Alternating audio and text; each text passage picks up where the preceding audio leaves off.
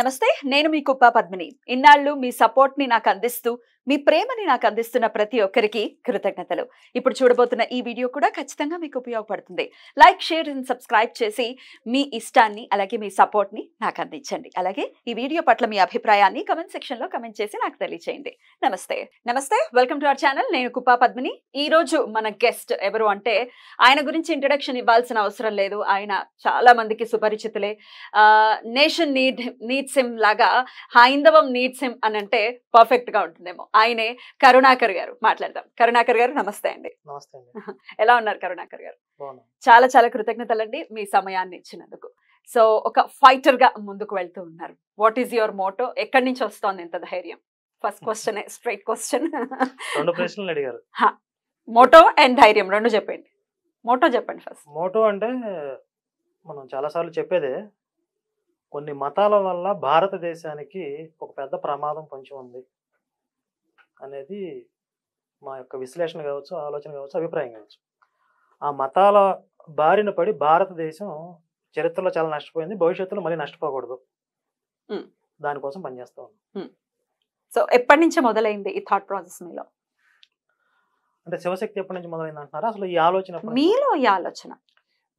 నాలో అయితే ఒక చిన్న వయసులోనే, ఒక 15-16 సంవత్సరాల వయసు నుంచే ప్రారంభమైంది. ఎలా స్టార్ట్ అయింది? ఏది మిమ్మల్ని ఎలా టర్న్ చేసింది ఇటువైపు? అదే ఒక పీరియడ్ ఆఫ్ టైంలో జరిగింది. ఇది ఒక ప్రాసెస్. అది అంటే కొన్ని సంఘటనలు బాగా ప్రభావితం చేసాయి. వాటన్నిటి యొక్క వన్ ఆఫ్ ద ఇన్సిడెంట్స్ చెప్పండి. ఏంటది మిమ్మల్ని? అంటే లేదు నేను ఫైట్ చేయాలని మీరు చాలా గట్టిగా ఉన్నారు. మీలాగా చాలా రేర్ గా చూస్తాం మీలాంటి పర్సనాలిటీస్ ని. ఏది మిమ్మల్ని టర్న్ చేసింది అంటే ఏం చెప్తారు? అంటే జనరల్ గా చరిత్రలో మీరు చూసుకుంటే ఎవరైనా సరే ఒక ఫైటర్స్, మీరు అన్నట్టుగా ఫైటర్స్ అనుకుంటే, వాళ్ళు దేని మీద అయితే ఫైట్ చేస్తున్నారో దానివల్ల కొంత బాధితులు అయి ఉంటారు గతంలో. అలాగే ఈ క్రైస్తవ మాఫియా వల్ల నేను బాధితున్నా అన్నమాట. ఎలా అండి? ఎలా మిమ్మల్ని బాధించింది? మా కుటుంబాన్ని మతమార్పిడి చేశారు. ఓకే. అంటే సహజంగా ఎలా అయితే ఒక క్లిష్ట సమయంలో ఎవరికన్నా కష్టాలు, రోగాలు వచ్చినప్పుడు మతాలు మారుస్తారు కదా, అలాగే మాకు మేనత్త ఒక ఆవిడ ఉండేది. ఆ మేనత్తకి ఏదో జబ్బు చేసిందని చెప్పి ఆవిడకి నయమైపోతుంది, మతం మారితే అని చెప్పి మొత్తం ఫ్యామిలీని మతం మార్చారు. మతం మారితే అద్భుతం జరిగిద్ది అన్నారు. ఏం జరిగిందని చచ్చిపోయింది ఆవిడ. అది జరిగిన అద్భుతం. కానీ దానికి మించిన అత్యద్భుతం ఏంటంటే, ఆవిడ చనిపోయిన తర్వాత కూడా మా ఫ్యామిలీని అందులోనే కంటిన్యూ చేశారు. మీరు కూడా ఉన్నారు అందులో?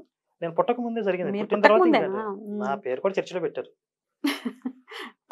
కరుణాకరణ అంటే కరుణాకర్, కరుణామయుడు, కరుణానిధి, ఈ పేర్లన్నీ వాళ్ళు హైజెక్ చేశారు. వాస్తవానికి అసలు యేసు సంబంధం లేదు. నేను చాలా మంది పాస్టర్లు అంటా ఉంటారు, రే నువ్వు దమ్ముంటే నీ పేరు మార్చుకోరా అంటారు. నేను ఎందుకు మార్చుకోవాలి నా పేరు? ఇది కరుణాకరుడు అనేది శివుడికి ఉన్న పేరు.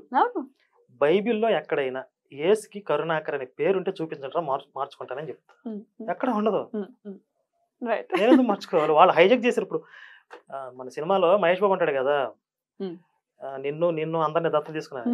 వాళ్ళు హైజాక్ చేసిన అన్ని కూడా నేను మళ్ళీ రికవరీ చేయాలని ఫిక్స్ అయిపోయి అన్ని కూడా దత్తత తీసుకున్నాను అనమాట. రైట్. ఎట్లా అండి ఇప్పుడు 15 years అప్పుడు అంటే మీరు పుట్టినప్పటి నుంచి కూడా అందులోనే ఉన్నారు కాబట్టి డెఫినెట్ గా చాలా ప్రభావం ఉంటుంది మీ ఫ్యామిలీ మీద, మీ మీద. ఎట్లా బాధింపబడ్డారు? ఏం జరిగింది అంతలా మిమ్మల్ని? అంటే మీకు విరక్తి పుట్టేలాగా, లేదు నాది ఇది కాదు అని చెప్పి మళ్ళీ మీరు ఇందులోకి వచ్చేసారు, మన దాంట్లోకి వచ్చేసారు కాబట్టి అసలు ఏం జరిగింది? అంటే కొన్ని సంఘటనల్లో ఉదాహరణ 2-3 చెప్తాను. చెప్పండి. మా ఇంటికి వాళ్ళు ఏదో ప్రార్థనా కూటంలో పెట్టడానికి వచ్చేవాళ్ళు అప్పుడప్పుడు. నాకు ఊహ తెలిసిన తర్వాత వచ్చి ఏదన్నా 4 మంచి మాటలు చెప్పాలి, వాళ్ళ దేవుడి గురించి చెప్పాలి కదా. దేవుళ్ళని తిట్టేవాళ్ళు. హిందూ దేవుళ్ళని తిట్టేవాళ్ళు. దేవుళ్ళ చేతుల్లో ఆయుధాలు ఉంటాయి, ఆయుధాలు ఉంటే వాళ్ళు పాపులను చంపుతారట, మనందరం పాపులం అయితే మనల్ని చంపటం ఏంటి, ఇలాంటివి చెప్తా ఉండేవాళ్ళు. నాకు అర్థమయ్యేది కాదు. వీళ్ళు యేసు గురించి మంచిగా చెప్పొచ్చు కదా, వీళ్ళందరూ చెప్తే అర్థమయ్యేది కాదు. సరే, తెలియకుండా వాళ్ళ ప్రభావానికి లోనైపోతాం. లోనైపోయి నాలో కూడా విషబీజాలు పడినాయి. అవి ఎంతవరకు వెళ్ళాయంటే, పోతురాజు విగ్రహాలను ఉంటాయి ఈ వుడ్డుతో చేసినటువంటి, వాటిని కాలుతో తన్నాను నేను చిన్నప్పుడు. ఒక చిన్న పిల్లోడు అంటే ఆ వయసులోనే అంత విషబీజాలు పడ్డాయి నాకు. తర్వాత నాతో ఉండేటువంటి కొంతమంది క్రిస్టియన్ ఫ్రెండ్స్ కావచ్చు, ఆ క్రిస్టియన్ సమాజంలో ఉండేవాళ్ళు కొంతమంది చేసే కామెంట్స్ కావచ్చు, అనవసరంగా దేవాలయాలను చూస్తే అసహ్యం, నెగిటివ్ కామెంట్స్ చేస్తారు. విగ్రహాలు చూస్తే అసహ్యం. ఎందుకు ఇంత ద్వేషం వీళ్ళకి? నా చుట్టూ ఉన్న వాళ్ళలోనే ఇంత విషపూరితంగా ఉంటే మొత్తం భారతదేశ వ్యాప్తంగా కరెక్ట్. ఎలాంటి ఆలోచనలు కలుగుతున్నాయి వీళ్ళలో? అంటే ఈ చర్చిల్లో ఏం నూరిపోస్తున్నారు? ఇన్ని లక్షల మందిని, కోట్ల మందిని ఏ విధంగా తయారు చేస్తున్నారు వీళ్ళు? మరి భవిష్యత్తులో ఇది ఎంత ప్రమాదకరంగా మారబోతుంది అనేది ఆ తర్వాత నాకు అర్థమయ్యి దీన్ని మనం నిరోధించాలి ఏ విధంగా అయినా సరే అని ఒక కృత నిశ్చయంతో ముందుకెళ్తున్నాం. రైట్. సో ఫస్ట్ టైం మరి మళ్ళీ హైందవంలోకి రావాలి అనుకున్నప్పుడు ఎవరి డెసిషన్? మీ ఇంట్లో ఫస్ట్ మీదేనా డెసిషన్, లేకపోతే మీ అమ్మగారు మీ నాన్నగారు వాళ్ళ రియాక్షన్? నాదేనండి. మీదే డెసిషన్. రియాక్షన్ ఏంటి ఇంట్లో వాళ్ళ రియాక్షన్? ఒక్క మా నాన్నే కొంచెం బాగా అడ్డం చెప్పారు. మా అమ్మకి అసలు స్వతహాగా ఇష్టం లేదు. ఆవిడని కొంచెం బలవంతంగా ఈ దైవారాధన మానిపించి చర్చిలోకి తీసుకెళ్లేవాళ్ళు. తర్వాత నేను కొంచెం పెరిగి పెద్ద నా సపోర్ట్ వచ్చిన తర్వాత ఆవిడ ఈజీగానే బయటకు వచ్చేసారు. మా నాన్నే కొంచెం అటు ఇటు తటపటాయించి మళ్ళీ తర్వాత నార్మల్ అయిపోయారు. ఇప్పుడు ఏంటి మీ ఇంట్లో వాళ్ళ రియాక్షన్? మీరు ఇంత గట్టిగా ఫైట్ చేయటం అనేది చూస్తూ ఉన్నాము. అసలు మీలాగా ఉండాలి, ప్రతి ఇంట్లో ఒకళ్ళు ఉండాలి అని కోరుకునేటటువంటి పరిస్థితి ఉంది ఇప్పుడు హైందవుల్లో చాలా మందికి. ఎట్లా ఇంట్లో? ఇప్పుడు మా ఇంట్లో వాళ్ళు విలేజ్ కాబట్టి వాళ్ళకి పూర్తిగా అసలు నేను చేసే పని ఏంటో కూడా పూర్తిగా తెలియదు వాళ్ళకి. యూట్యూబ్ ఫోన్లు ఉన్న వాళ్ళందరికీ తెలుస్తారుగా మీరు.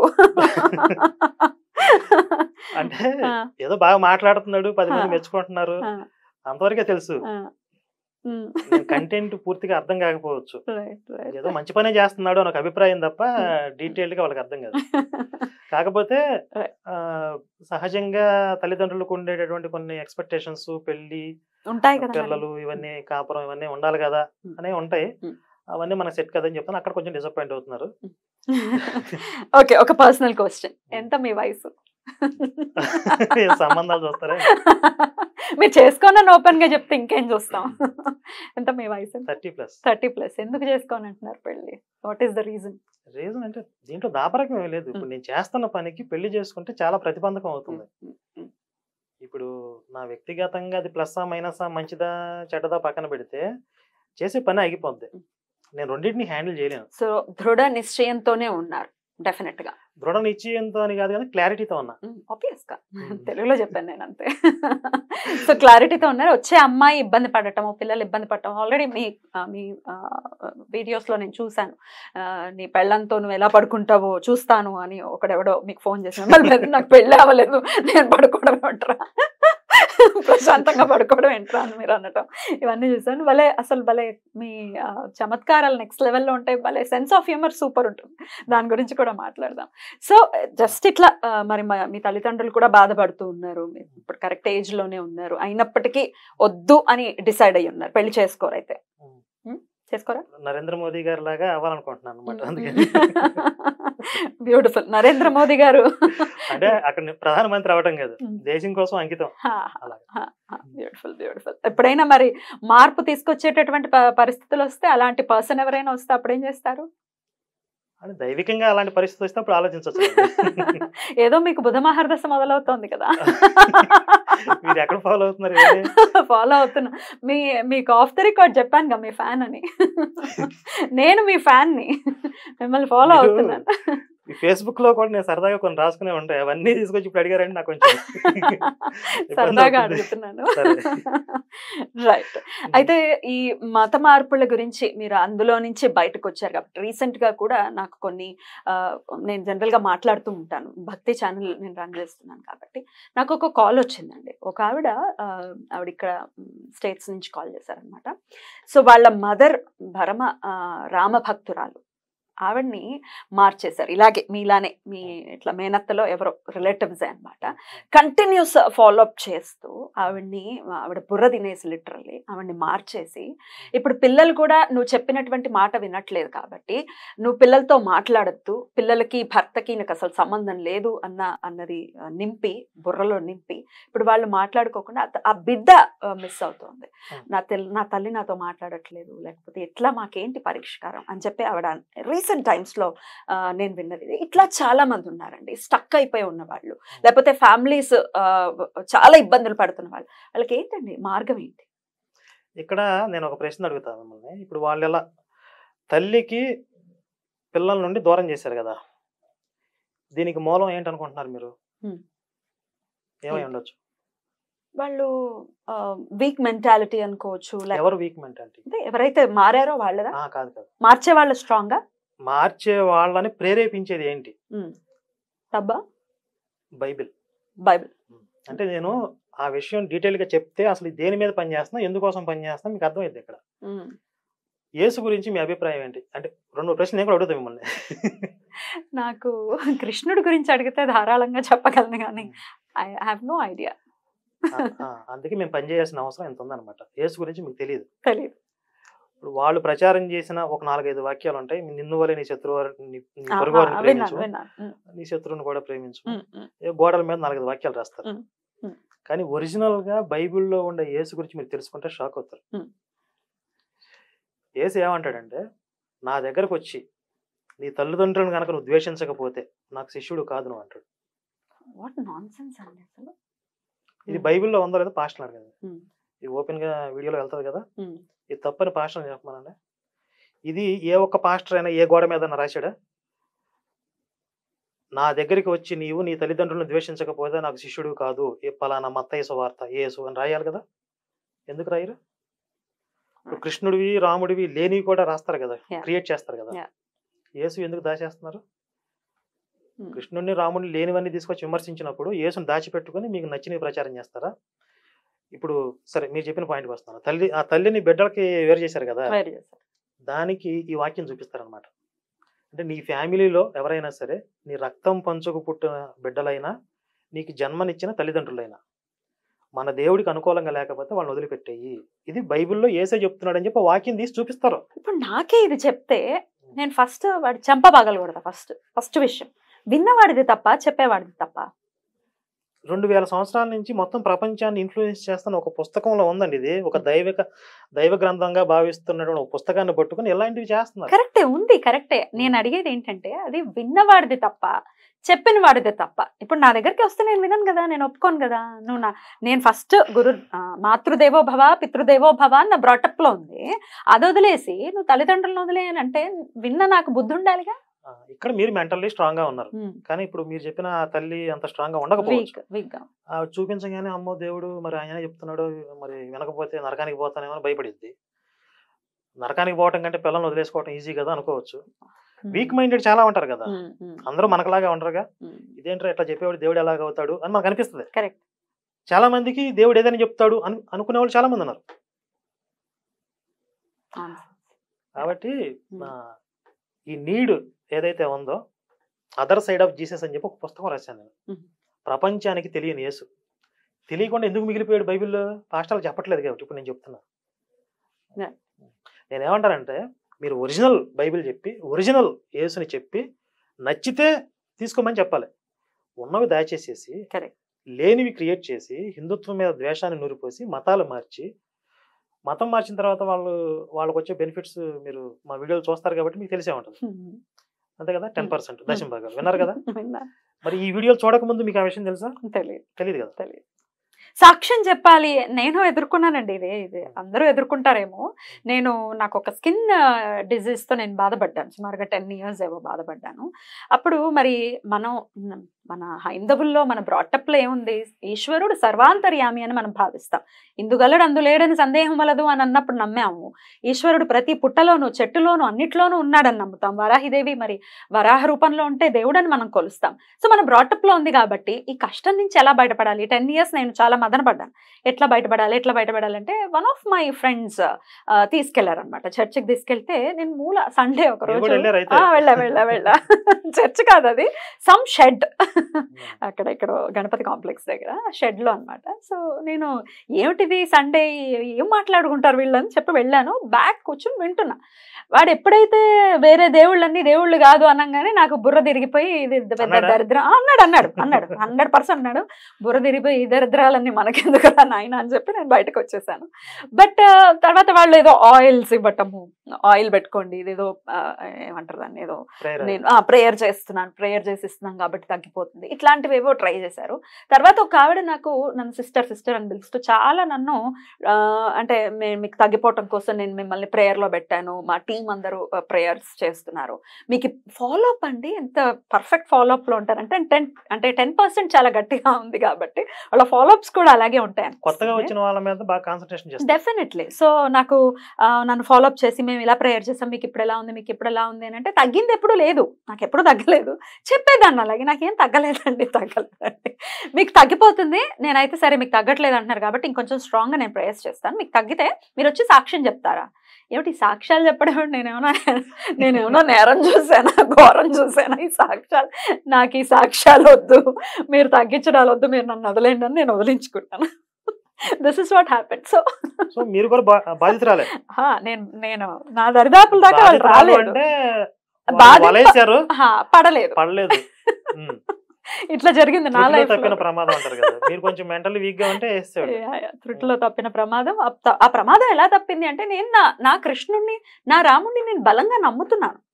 వాళ్ళు ఏదో ఒక రూపాన్ని నా కృష్ణుడు ఖచ్చితంగా నాకు ఒక పాత్ చూపిస్తాడని నేను నమ్మాను గట్టిగా. తర్వాత నేను ఆలోచించా, ఎందుకు నేను ఇలా ఆలోచిస్తున్నాను, కష్టం అనేది వస్తుంది, రోగమే కదా తగ్గుతుంది కదా, స్కిన్ డిజీజే కదా తగ్గుతుంది కదా అని మెల్లమెల్లగా. ఈ సాక్ష్యాలు చెప్పడం ఏంటండి? సాక్ష్యాలు అంటే క్రియేటెడ్ దొంగ సాక్ష్యాలు అంటే, ఇప్పుడు మీరు అన్నట్లుగా మీరు ఏదో ఒక ఇబ్బందికర పరిస్థితుల్లో అక్కడికి వెళ్ళారు, మీరు ఆల్రెడీ మళ్ళీ ట్రీట్మెంట్ కూడా తీసుకుంటూ ఉండొచ్చు, ఒక పక్క ట్రీట్మెంట్ తీసుకుంటారు కదా. నేను వెళ్ళలేదు సాక్ష్యం చెప్పడానికి, ఎక్కడికి వెళ్ళలేదు, ఓ షెడ్కి వెళ్ళాను అంతే. అయితే ఈ ట్రీట్మెంట్ తీసుకోవడం వల్ల కూడా కొన్ని తగ్గుతాయి కదా, అప్పుడు వాళ్ళ ఖాతాలో వేసుకుంటారు, దీని వచ్చి సాక్ష్యం చెప్పంటారు. లేదా జూనియర్ ఆర్టిస్టులను తీసుకొచ్చి సాక్ష్యాలు చెప్పేస్తారు. ఏంటంటే అద్భుతాలు. 2000 సంవత్సరాల నుంచి వీళ్ళు జనాలు ఎలా మోసం చేస్తున్నారంటే మిరాకిల్స్, ఇది చాలా పెద్ద విషయం. ఈ మిరాకిల్స్ పేరుతో జనాలను అట్రాక్ట్ చేస్తున్నారు. అట్రాక్ట్ అంటే ఇది ఒక మార్కెటింగ్ సిస్టమ్ అనమాట. మీరు జాయిన్ అవ్వండి, ఇంకొక ముగ్గురిని జాయిన్ చేయించండి. దానికి ఎలాంటి ఎరేస్తారంటే, పరలోకమందు నీ ప్రతిఫలం అధికమగును. అసలు ఏంటి ఆ పరలోకంలో ప్రతిఫలం ఎలా ఉంటుందో, అధికమయ్యేది ఏంటి నాకు అర్థం కాదు ఇప్పటికీ.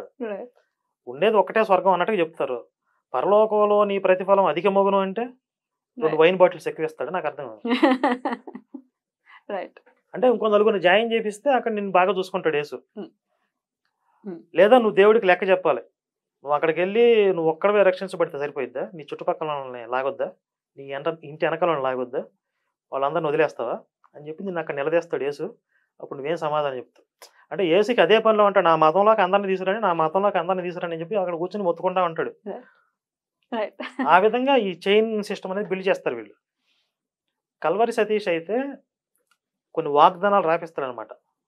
దాంట్లో ఒక వాగ్దానం ఏంటంటే, ప్రతి నెల దేవుని మందిరానికి ఒక కొత్త వ్యక్తిని నడిపిస్తానని చెప్పి ప్రామిస్ చేయాలి. అందరూ నెలకొకటి మతం మార్చాలి, ప్రతి నెల క్రమం తప్పకుండా దశంభాగాలు చెల్లిస్తా అని చెప్పి ప్రామిస్ చేయాలి,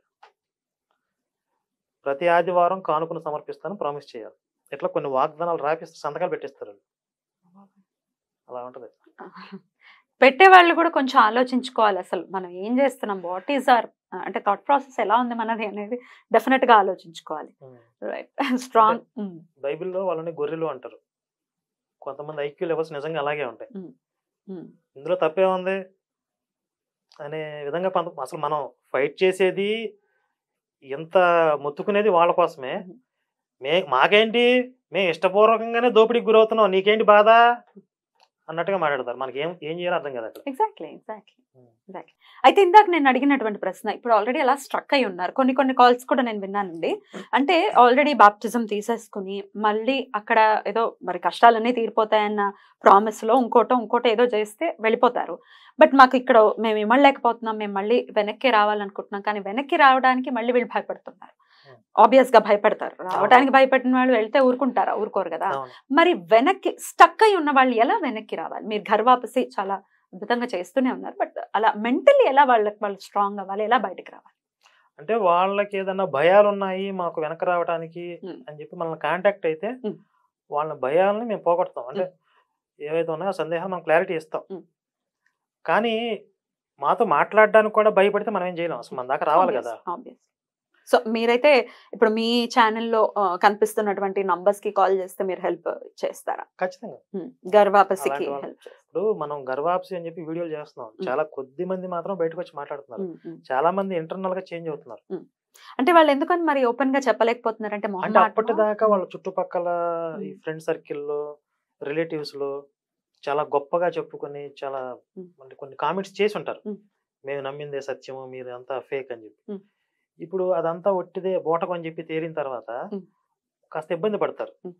అందువల్ల మళ్ళీ ఎందుకు, లేదా చుట్టూ ఉండే క్రిస్టియన్ ఫ్రెండ్స్ లో మళ్ళీ మేము బయటకు వచ్చి మాట్లాడితే వీళ్ళకి శత్రువు అవుతాము అది కూడా అని కొంతమందికి భయాలు ఉంటాయి. కాకపోతే మనకి థ్యాంక్స్ చెప్తారు అంతే, మీ వల్ల మేము నిజం తెలుసుకున్నాం ధన్యవాదాలు అని చెప్తారు, బయటకు వచ్చి మాట్లాడమంటారు. కొంతమంది ఫోన్ కాల్స్ రికార్డ్ చేసి అంతవరకు పర్మిషన్ ఇస్తారు, ఫోన్ కాల్ వరకు పెట్టండి.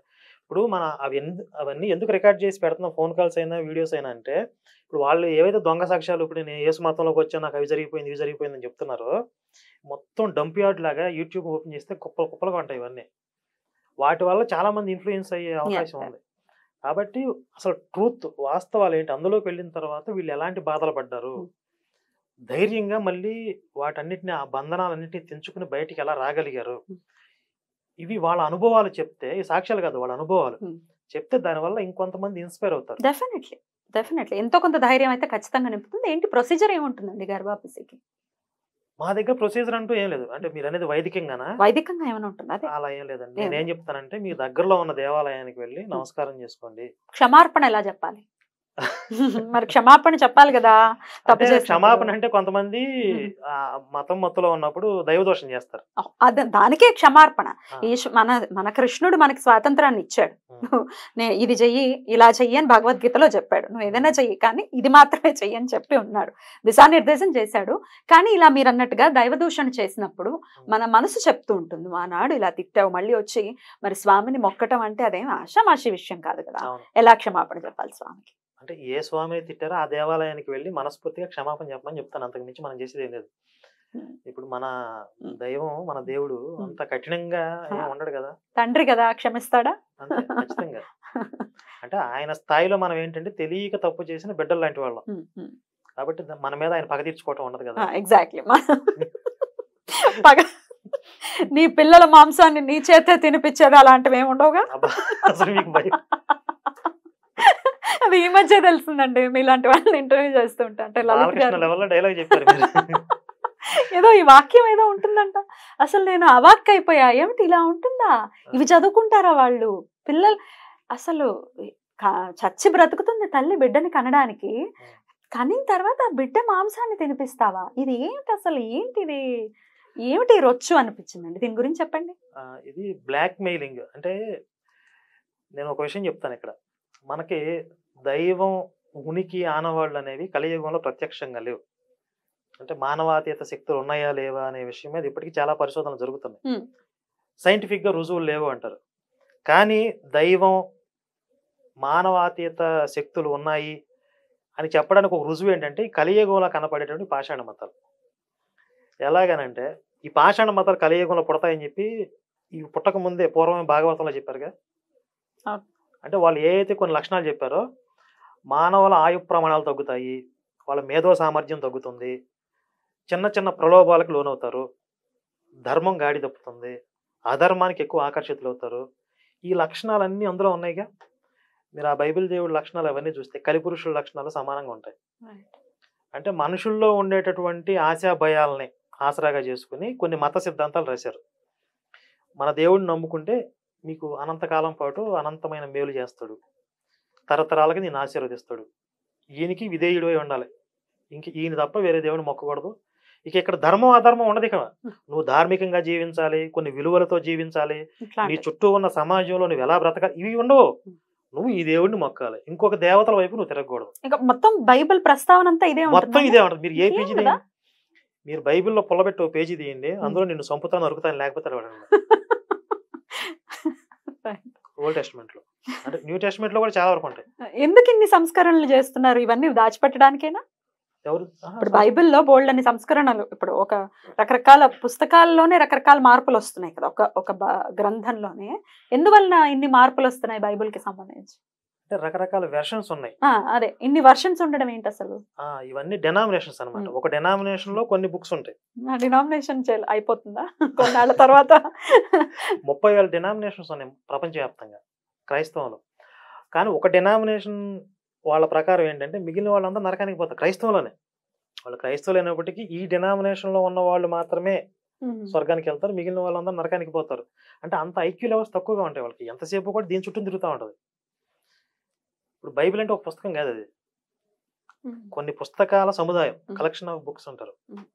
మరి ఎలాంటి అంటే ఒక ధర్మం లేదు, ఒక నైతిక విలువలు ఏమీ లేని ఈ బైబిల్ ఇన్ని దేశాలలో ఎలా చలామణి అవుతుంది? ఇంతమంది ఎలా దాన్ని ఫాలో చేస్తున్నారు ఆ దీని మతాన్ని మీద ఇప్పుడు మేము అనేది? పుస్తకం రాస్తున్నాం, క్రైస్తవం ఎలా వ్యాపించింది. హ్మ్. హ్మ్. ఫస్ట్ ఇజ్రాయెల్లో స్టార్ట్ అయింది. హ్మ్. ఇజ్రాయెల్లో తరిమేశారు. హ్మ్. యేసు శిష్యులు 12 మంది కదా, అందులో ఒకడు యేసును పట్టించేశాడు, తర్వాత సూసైడ్ చేసుకున్నాడు అంటారు. హ్మ్. మిగిలిన 11 మందికి పౌలు అనేవాడు తోడయ్యాడు. ఈ 12 మంది కలిసి ఇజ్రాయెల్లో యేసుని దేవుడి కుమారుడిగా చిత్రీకరించే పని చేశారు. యూదులు నమ్మలేదు. వాళ్ళందరినీ ఎక్కడ కనపడితే అక్కడ తన్నారు. వీళ్ళు తర్వాత ఇజ్రాయెల్ బయటికి వెళ్ళిపోయారు. బయటికి వెళ్ళిపోయి అక్కడ కన్వర్ట్ చేయడం మొదలుపెట్టారు. దానికి ప్రధానంగా వీళ్ళకి 2 విషయాలు అడ్డం వచ్చినాయి. ఇశ్రాయేలీయులకు తప్ప అన్యులకు సువార్త చెప్పకూడదు అనేది వాళ్ళకి ఒక రూల్ ఉంది. యేసే చెప్పింది అది. దాన్ని బ్రేక్ చేసి అన్యులకు కూడా సువార్త చెప్పమని యేసు నాకు కల్లా కనపడ్డాడని చెప్పి పేతురు చెప్పాడు. పేతురు అనే శిష్యుడు. తర్వాత అన్యులు సుంతి చేసుకోవడానికి ఇష్టపడలా. అంటే యూదులకి సుంతి ఆచారం ఉండేది. ఈ మతంలోకి వస్తే సుంతి చేయాలని చెప్పి వాళ్ళందరికీ అది ప్రాథమిక నియమం. అంటే ఈ ఇజ్రాయేల్ కాని వాళ్ళని అన్యులు అంటారు అక్కడ బైబిల్లో. వాళ్ళు ఒప్పుకోవట్లేదని చెప్పి ఆ రూల్ని కూడా సడలించేశారు. సుంతి చేసుకోవాల్సిన అవసరం లేదని చెప్పి. అంటే వేరే వాళ్ళని కన్వర్ట్ చేయడానికి కొన్ని సడలింపులు, మినహాయింపులు చేసుకుని వీళ్ళని వేరే వాళ్ళని ట్రాప్ చేయడం మొదలుపెట్టారు. అక్కడి నుంచి ఎలా స్ప్రెడ్ అయింది అనేది మొత్తం అంతా హింస రక్తపాతం. ఇంతలా ఇన్ని దేశాలలో ఇంత ఫాలోయింగ్ ఉండడానికి గల కారణం ఏంటి అంటే రోమ్ సామ్రాజ్యం. రోమ్ సామ్రాజ్యంలో వీళ్ళు అడుగుపెట్టిన తర్వాత వీళ్ళు స్ప్రెడ్ అవ్వడానికి ఒక 300-400 సంవత్సరాలు పట్టింది. అంత ఈజీగా అవ్వలేదు. ఒక 400-500 సంవత్సరాల పాటు వీళ్ళు ఇది ఒక చైన్ లింక్ సిస్టమ్ అని చెప్పే కదా. ఒకటి మార్చిన తర్వాత ఇంకొకటి మార్చాలి. ఈ తరం గతించక ముందు ఆయన వచ్చేస్తాడు, మన తరంలోనే వచ్చేస్తున్నాడు, స్వర్గానికి వెళ్ళిపోతాం, ఇలాంటివి కొన్ని చెప్పి అద్భుతాల పేర్లు చెప్పి, దొంగ సాక్ష్యాల పేర్లు చెప్పి ఇలా కొంతమంది ట్రాప్ చేస్తూ మెల్లగా ఒక 10-15% వాళ్ళు పెరిగారు. పెరిగిన తర్వాత వీళ్ళు అటాక్స్ మొదలు పెట్టారు. అంటే వేరే దేవాలయాల మీద అటాక్స్ చేయడం కానీ, వేరే మత గ్రంథాలని ద్వేషించడం కానీ, వీళ్ళు ఏంటంటే అప్పుడు దాకా అణిగిమణిగి ఉన్నవాళ్ళు ఒక 10-15% చేరుకున్న తర్వాత ఇక ఒరిజినల్ వికృత స్వరూపాలు బయటకు వచ్చినాయి. ఆ తర్వాత అట్లా విశృంఖలంగా మారిన తర్వాత ఈ రాజ్యంలో అతను అధికారం నిలబడాలంటే అతను కాన్స్టాంటినోపుల్ అనే చక్రవర్తి మతం మారాడు. ఆ క్రైస్తవులందరూ సపోర్ట్ అతనికి ఉంటుందని చెప్పి అక్కడి నుంచి ఆ రోమ్ సామ్రాజ్యం ఎప్పుడైతే అధికారికంగా క్రైస్తవాన్ని అధికారిక మతం చేసిందో అక్కడి నుంచి అది బలోపేతం అనేది మొదలుపెట్టింది. అక్కడి నుంచి ఐరోపా, ఆస్ట్రేలియా, అమెరికా మొత్తం ఏ ఖండంలో అడుగు పెట్టినా అక్కడ హింస రక్తపాతం తప్ప వీళ్ళు చెప్తున్న ప్రేమ శాంతి ఎక్కడ కనపడదు. మీరు భూతద్దం వేసి వెతకండి. ఆఫ్రికా వెళ్ళండి, 3-4 కోట్ల మందిని చంపేశారు బానిసలను చేసి. వాళ్ళందరికీ గొలుసులు కట్టి లాక్కుపోయారు, కుక్కలను లాక్కెళ్ళేవాళ్ళు. అమెరికాలో పూర్వం ఇప్పుడున్న క్రిస్టియన్స్ కాదు, రెడ్ ఇండియన్స్ అనేవాళ్ళు ఉండేవాళ్ళు. వాళ్ళందరినీ సుమారు 10 కోట్ల మందిని చంపేశారు. ఆస్ట్రేలియా మూలవాసులను చంపారు. ఈ మధ్య పోపు అందరికీ క్షమాపణలు చెప్తూ తిరుగుతున్నాడు. ఎందువల్ల? వాళ్ళు చేసిన అకృత్యాలకి ఇప్పుడు క్షమాపణ చెప్తున్నారు వాళ్ళు. పూర్వం మా క్యాథలిక్స్ అంటే మా క్రైస్తవులు ఈ దేశ మూలవాసుల్ని కెనడా వెళ్ళి క్షమాపణ చెప్పాడు. దాని మీద వీడియో కూడా చేసింది. వాళ్ళ అధికారికంగా వెబ్సైట్లో క్షమాపణ పత్రం పెట్టాడు. వాళ్ళ అస్తిత్వం మీద ఇదేమి ఇంపాక్ట్ చూపించదా ఇలా క్షమాపణ చెప్తే? అంటే మేము రియలైజ్ అవుతున్నాం, పశ్చాత్తాపడుతున్నాం, దేవుడు మాకు ఇచ్చిన గొప్ప మారు మనసు, అందులో కూడా దాన్ని కూడా పాజిటివ్ గా చెప్పుకుంటారు వాళ్ళు. దానికి కూడా ఏం చెప్తారు, మా యేసు ఇలా చెప్పలేదు, యేసు ఆయన ఆసరాగా చేసుకున్న వాళ్ళు అలాగా. కొంతమంది మనుషులు చేశారు తప్ప యేసు ఇలా చెప్పారు. కానీ బైబిల్ ప్రోత్సహించింది, బానిసత్వాన్ని ప్రోత్సహించింది, ఇతర మతస్థుల మీద దాడుల్ని ప్రోత్సహించింది. హింస, దారుణమైన అకృత్యాలన్నిటికీ కారణం బైబిలే. నేను స్టాంప్ ఎందుకంటే ఇప్పుడు ఇలాంటివి ఓపెన్ గా చెప్పకపోవడం వల్ల కొన్ని వందల సంవత్సరాల నుంచి భారతీయుల్ని అటు ఇటు కాని జాతిగా మార్చేశారు.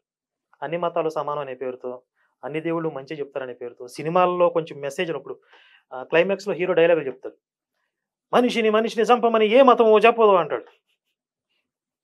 చెప్పిందిరా దరిద్రుడా, చెప్పింది కాబట్టి చంపుతున్నారు. ఇంకొక మతం లేదా? ఆ మతంలో మరి ఎందుకు చంపుతున్నారు? తీవ్రవాదానికి మతం లేదు అంటాడు. ఎందుకు లేదు? ఉంది కదా. తీవ్రవాదులు చంపేటప్పుడు ఏ పేరుతో పిలుస్తున్నారు? అల్లాహు అక్బర్ ఎందుకు అంటున్నారు? ఇప్పుడు కనపడుతున్న సత్యాలను మాట్లాడడానికి కూడా వీళ్ళకి వణికిపోతుంది. ఒక మత్తులో, ఒక సెక్యులర్ మత్తులో మొత్తం భారత జాతి యావత్తుని ఉంచేసేసి రాజ్యాంగాలు ఇలా చేశాయి అని అంటే ఒప్పుకుంటారా? అంటే కొన్ని ఒక వర్గం వాళ్ళకి ఇచ్చినటువంటి హక్కులు కానీ, వాళ్ళకి ఇచ్చేటటువంటి ఇంపార్టెన్స్ కానీ డెఫినెట్ గా ఎంతో కొంత పిరికితనాన్ని తీసుకొచ్చింది రాజ్యాంగం అని అంటే మీరేమంటారు? రాజ్యాంగం కాదు కానీ రాజకీయ నాయకులు అంటే రాజ్యాంగంలో రాసుకున్నటువంటి విషయాల వల్లనే వాళ్ళు ఆ వెసులుబాటు ఉండవాళ్ళే బట్టే కదా రాజకీయ నాయకులు మార్చుకుంటారు కదా. ఇప్పుడు ప్రభుత్వం మేనిఫెస్టో అనేది రాజ్యాంగానికి సంబంధం లేదు. రాజ్యాంగం అనేది మౌలిక సూత్రాలను ప్రతిపాదిస్తుంది. అవును. కానీ ప్యాకేజీలని రాజ్యాంగం ఇవ్వదు. వీళ్ళేంటి రాజకీయ నాయకులు ప్యాకేజీలు ఇస్తారు. పలానా వర్గానికి మేము సంక్షేమం కల్పిస్తాం అంటారు. అలా కల్పించడం రాజ్యాంగం ఏం చెప్పదు. ప్రజా సంక్షేమం గురించి మాట్లాడుతుంది తప్ప ప్రత్యేకం ఒక వర్గం గురించి మాట్లాడదు. రాజకీయ నాయకులు ఏంటి పలానా వర్గానికి మేము కొమ్ము కాస్తా ఉంటారు. వాళ్ళ ఓటు బ్యాంక్ కోసం.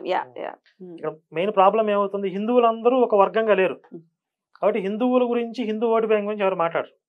హిందువుల్లో ఇప్పుడు రకరకాల కులాలు ఉంటాయి.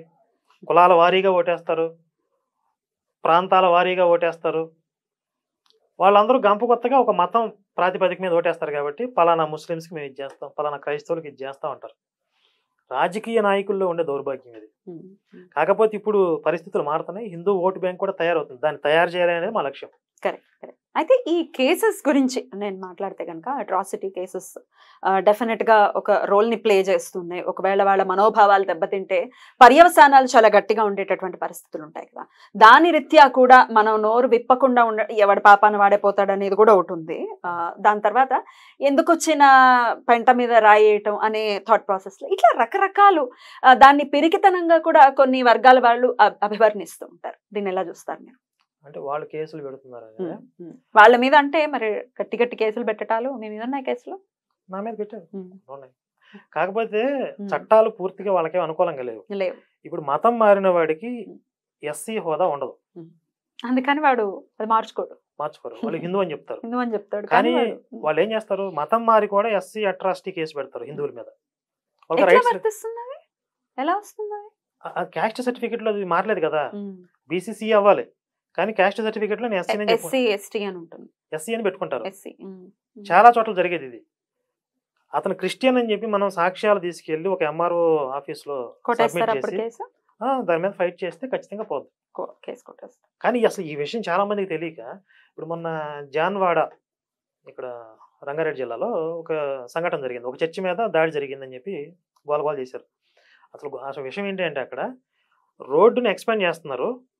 ఆ చర్చి ఒక రోడ్డు మీదకి వచ్చినటువంటి ఆ కన్స్ట్రక్షన్ కొద్దిగా లోపలికి తీసుకోమని చెప్తే వాళ్ళు ఇక్కడ కాదు మాకు అక్కడ దాకా ఉందని చెప్పి గొడవ పెట్టుకున్నారు. గొడవ పెట్టుకుని ముందు వాళ్ళే అటాక్ చేశారు. తర్వాత ఏదో ఒక జరుగుతుంది కదా కొట్టుకున్నారు. వాళ్ళందరూ ఎస్సీలు అంట, కానీ వాళ్ళందరూ క్రైస్తవులు కదా. ఎస్సీ అట్రాసిటీ కేసు పెట్టారు. వెళ్ళి క్రైస్తవులకి ఎస్సీ అట్రాసిటీ కేసు పెట్టే రైట్స్ ఎక్కడ ఉన్నాయి? లేవు కదా. ఇప్పుడు ఆ విషయం పోలీసులకి తెలుసు. అంటే ఇక ప్రాబ్లం ఏంటంటే చాలా మంది ప్రభుత్వాధికారుల్లో కూడా నాలెడ్జ్ ఉండదు. మీరు క్రిస్టియన్స్ కదా, మీరు ఎలా ఎస్సీ అట్రాసిటీ కేసు పెడతారు అని చెప్పి అది చల్లదని చెప్పాలి. చాలా మంది అధికారులకే నాలెడ్జ్ ఉండదు. అంటే ఇక్కడ చట్టాలని మనం సమర్థవంతంగా వినియోగించుకుంటే గనక మనకే ఫేవర్గా ఉన్నాయి. కాకపోతే దీని మీద పనిచేసేవాళ్ళు తక్కువ హిందుత్వంలో. సో మీ మీద కేసెస్ ఉన్నాయా? కొన్ని ఉన్నాయి. ఎంత ఖర్చు అవుతుంది ఆ కేసులకు సంబంధించి? ఎంత వచ్చు నెలకి? అంటే నెలకి అని కాదు కానీ గంప కొత్త కింద పెట్టేసుకున్నారా? నడుస్తా ఉంటాయి. లాయర్ గారు ఎవరో ఒక ఆయన ఉన్నారు, ఆయన చూసుకుంటూ ఉంటారు.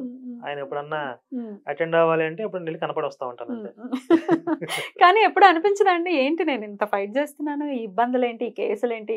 ప్రిపేర్ అయి ఉన్నాం కదా. ప్రిపేర్ అయి ఉన్నారు. సో స్ట్రాంగ్ గా. మనం ప్రిపేర్డ్ గా లేకుండా ఇక్కడికి వచ్చి ఇదేంటి అనుకోవచ్చు. కానీ డబ్బులు ఖర్చు పెట్టాల్సిన సందర్భంలో ఏదో ఒక వన్ పాయింట్ ఆఫ్ టైమ్ లో అనిపించవచ్చు కదా, డబ్బులు ఇలా అనవసరం, ఇది వేరే వాటికి యూజ్ అవ్వచ్చు అని అనిపించడం, ఇట్లాంటిది ఎప్పుడైనా? తప్పనిసరి, ఇవి అనవసరం అనుకో, మ్యాండేటరీ. అది ఉంటాయని ముందు కేసులు పడతాయి. ఖచ్చితంగా మీరు లీగల్ ఎక్స్పెన్సెస్ కొన్ని పెట్టుకోవాలి పక్కన. ఇలా మాట్లాడాలి అనుకుంటే ధైర్యంగా మాట్లాడాలి. రైట్. అయితే ఇలా మేము మీలాగా ఎవరినైనా నేను ఇంటర్వ్యూ చేయటం, అంటే రాధా మనోహర్ దాస్ గారిని ఇంటర్వ్యూ చేయటం, లలిత్ కుమార్ గారిని చేయటం, ఇప్పుడు మిమ్మల్ని చేయటం, నాకు ఒక కాల్ వచ్చిందండి. లలిత్ గారి ఇంటర్వ్యూ చూసిన తర్వాత ఒంగోలు నుంచి ఒక పాస్టర్ కాల్ చేశారు. ఇంకా వాళ్ళ మాటలు ఎలా ఉంటాయో తెలుసు కదా, చక్కగా సంస్కారవంతంగానే ఇంచుమించు మాస్టర్ మీకు చేశాడా? ఏది ఇంటర్వ్యూలో ఉండగా చేశాడు, తర్వాత చేశాడు? తర్వాత వీడియో పోస్ట్ అయిపోయిన తర్వాత మీ నెంబర్ ఎలా ఇచ్చారు? నా ఆఫీస్ నంబర్కి, ఓకే ఓకే. నాకు ఆఫీస్ నంబర్ ఉంది కదా, కాల్ చేసి ఏమనుకుంటున్నావు నువ్వు ఇంటర్వ్యూస్ చేస్తున్నావు, నీకేం తెలుసు అసలు బైబిల్? నాకేం తెలియదు, ఎందుకే వాళ్ళని అడుగుతున్నా అంటే, వాళ్ళని ఎందుకు అడుగుతున్నావు, నన్ను అడుగు అని. సరే అయితే మీరు రండి, ఒంగోలులో ఉంటా అంటున్నారు కదా, మీరు రండి ఇక్కడికి, హైదరాబాద్ వచ్చినప్పుడు నా ఆఫీస్ అడ్రస్ పెడతాను, లొకేషన్, వచ్చి మనం మాట్లాడదామని అంటే, తెలుసుకోవాల్సింది నువ్వు కాబట్టి నువ్వే ఒంగోలు వచ్చి మా ఇంటికి వచ్చి కార్ పంపించి నన్ను తీసుకొని పికప్ చేసుకో వస్తాను అంటూ తను కాల్ చేసి కొంత బెదిరించే ప్రయత్నం చేశాడు. నేను ఎట్లా తీసుకోవచ్చండి ఇట్లాంటి కాల్స్ ని? ఇకపై కూడా వస్తాయేమో, మరి ఇప్పుడు మిమ్మల్ని ఇంటర్వ్యూ చేస్తున్నా కదా, ఫార్వర్డ్ చేసేయండి, ఎవరు కాల్ చేసినా మాకు ఎట్లా హ్యాండిల్ చేస్తారు మీరైతే? నేను మాట్లాడతాను. అంటే నాకు కూడా కొంచెం సరదాగా ఉంటుందిలేండి, వాళ్ళతో మాట్లాడదాం అంటే అప్పుడప్పుడు బోర్ కూడా మాట్లాడదాం ఉంటాను, అప్లోడ్ చేస్తా ఉంటాను, రికార్డ్ చేసి అప్లోడ్ చేస్తుంటారు. అప్లోడ్ చేస్తాను. మొన్న ఈ మధ్య ఒకటి ఫోన్ చేసి నేను మొక్కలుగా నరికేస్తా అన్నాడు, రికార్డ్ చేసి పెట్టాను. ఎవరో పొలిటీషియన్ అయినా? పొలిటీషియన్. అసలు ఎంతమంది వస్తారో తెలుసు ఈ ఆఫీస్కి, రారా బాబు భోజనానికి ఏర్పాటు చేస్తాను, రావట్లేదు అది. అంటే బెదిరిస్తే భయపడిపోయే స్టేజ్ లో ఉన్నాం అనుకుంటారు వాళ్ళు. మొన్న ఇంకొకటి ఫోన్ చేశాడు, మన అంటే ఒక లేడీ ఒక ఆవిడ మాట్లాడితే ఆవిడ బూతులు తిట్టాడు, దాని మీద కేసు ఫైల్ చేసాం, వాడి ఉద్యోగం పోయింది, అరెస్ట్ చేశారు. అతను నిజంగానే కత్తి పద్మారావు గారి అబ్బాయా, కొడుకునని చెప్పాడు కదా? బాబాయ్ అవుతాడు అన్నాడు, మనకెందుకు బాబాయ్ అవుతాం, కొడుకు వరుసే కదా. అవునవును, బాబాయ్ అవుతాను. నిజమేనా అది? అంటే వాడింటి పేరు కూడా కత్తే. అయ్యో, ఒక ఊరు వాళ్ళందరూ మరి ఇంటి పేరు అంటే ఊరి పేరు కదా, మరి అలా అనుకుంటే కత్తి అని అంటే చాలు. ఇంకా పౌరుషంగా రోషంగా మాట్లాడాడు కదా, అంటే వీళ్ళ నాన్న అంటే ఎంత రోషం వచ్చింది అంత రోషం వచ్చింది. మరి మన రాముడిని అంటే మనకు మాత్రం కోపం రాకూడదు కదా. అమ్మ మీకు వచ్చిన కోపం అయ్యి బాబాయ్ నెక్స్ట్ లెవెల్ అండి. మీరు ఉష్ అంటూనే ఉన్నారు ఆ వీడియో చూసినంత సేపు. నేను మొత్తం వీడియో చూసాను. అసలు ఘోరాతి ఘోరంగా తను అంత నీచాతి హేయంగా మాట్లాడటం అనేది చాలా అసహ్యకరమైనటువంటి వీడియో అది. అట్లా చాలా సందర్భాల్లో మాట్లాడాడు, చాలా సార్లు మాట్లాడాడు. బ్రాహ్మణ ఏంటంటే అసలు వాడిని ఎవరు కూడా టార్గెట్ చేయలేదు ఇప్పటిదాకా. ఎందుకని చేయలేదు? ఏంటి అతనికి కులం కార్డు పెట్టుకున్నారు. నేను ఒక కులం కార్డు పెట్టుకున్నాను, ఒక కులానికి నాయకుడిని నేను, నా జోలికి వస్తే మా కులం రియాక్ట్ అయింది. నిజంగానే అలా రియాక్ట్ అయ్యి కొన్ని ఛానల్స్ మీదకి రాళ్ళు విసరటాలు, అటాక్ చేయడాలు చాలా గట్టిగా జరిగింది అని నేను విన్నాను దానికి సంబంధించిన వ్యక్తులు.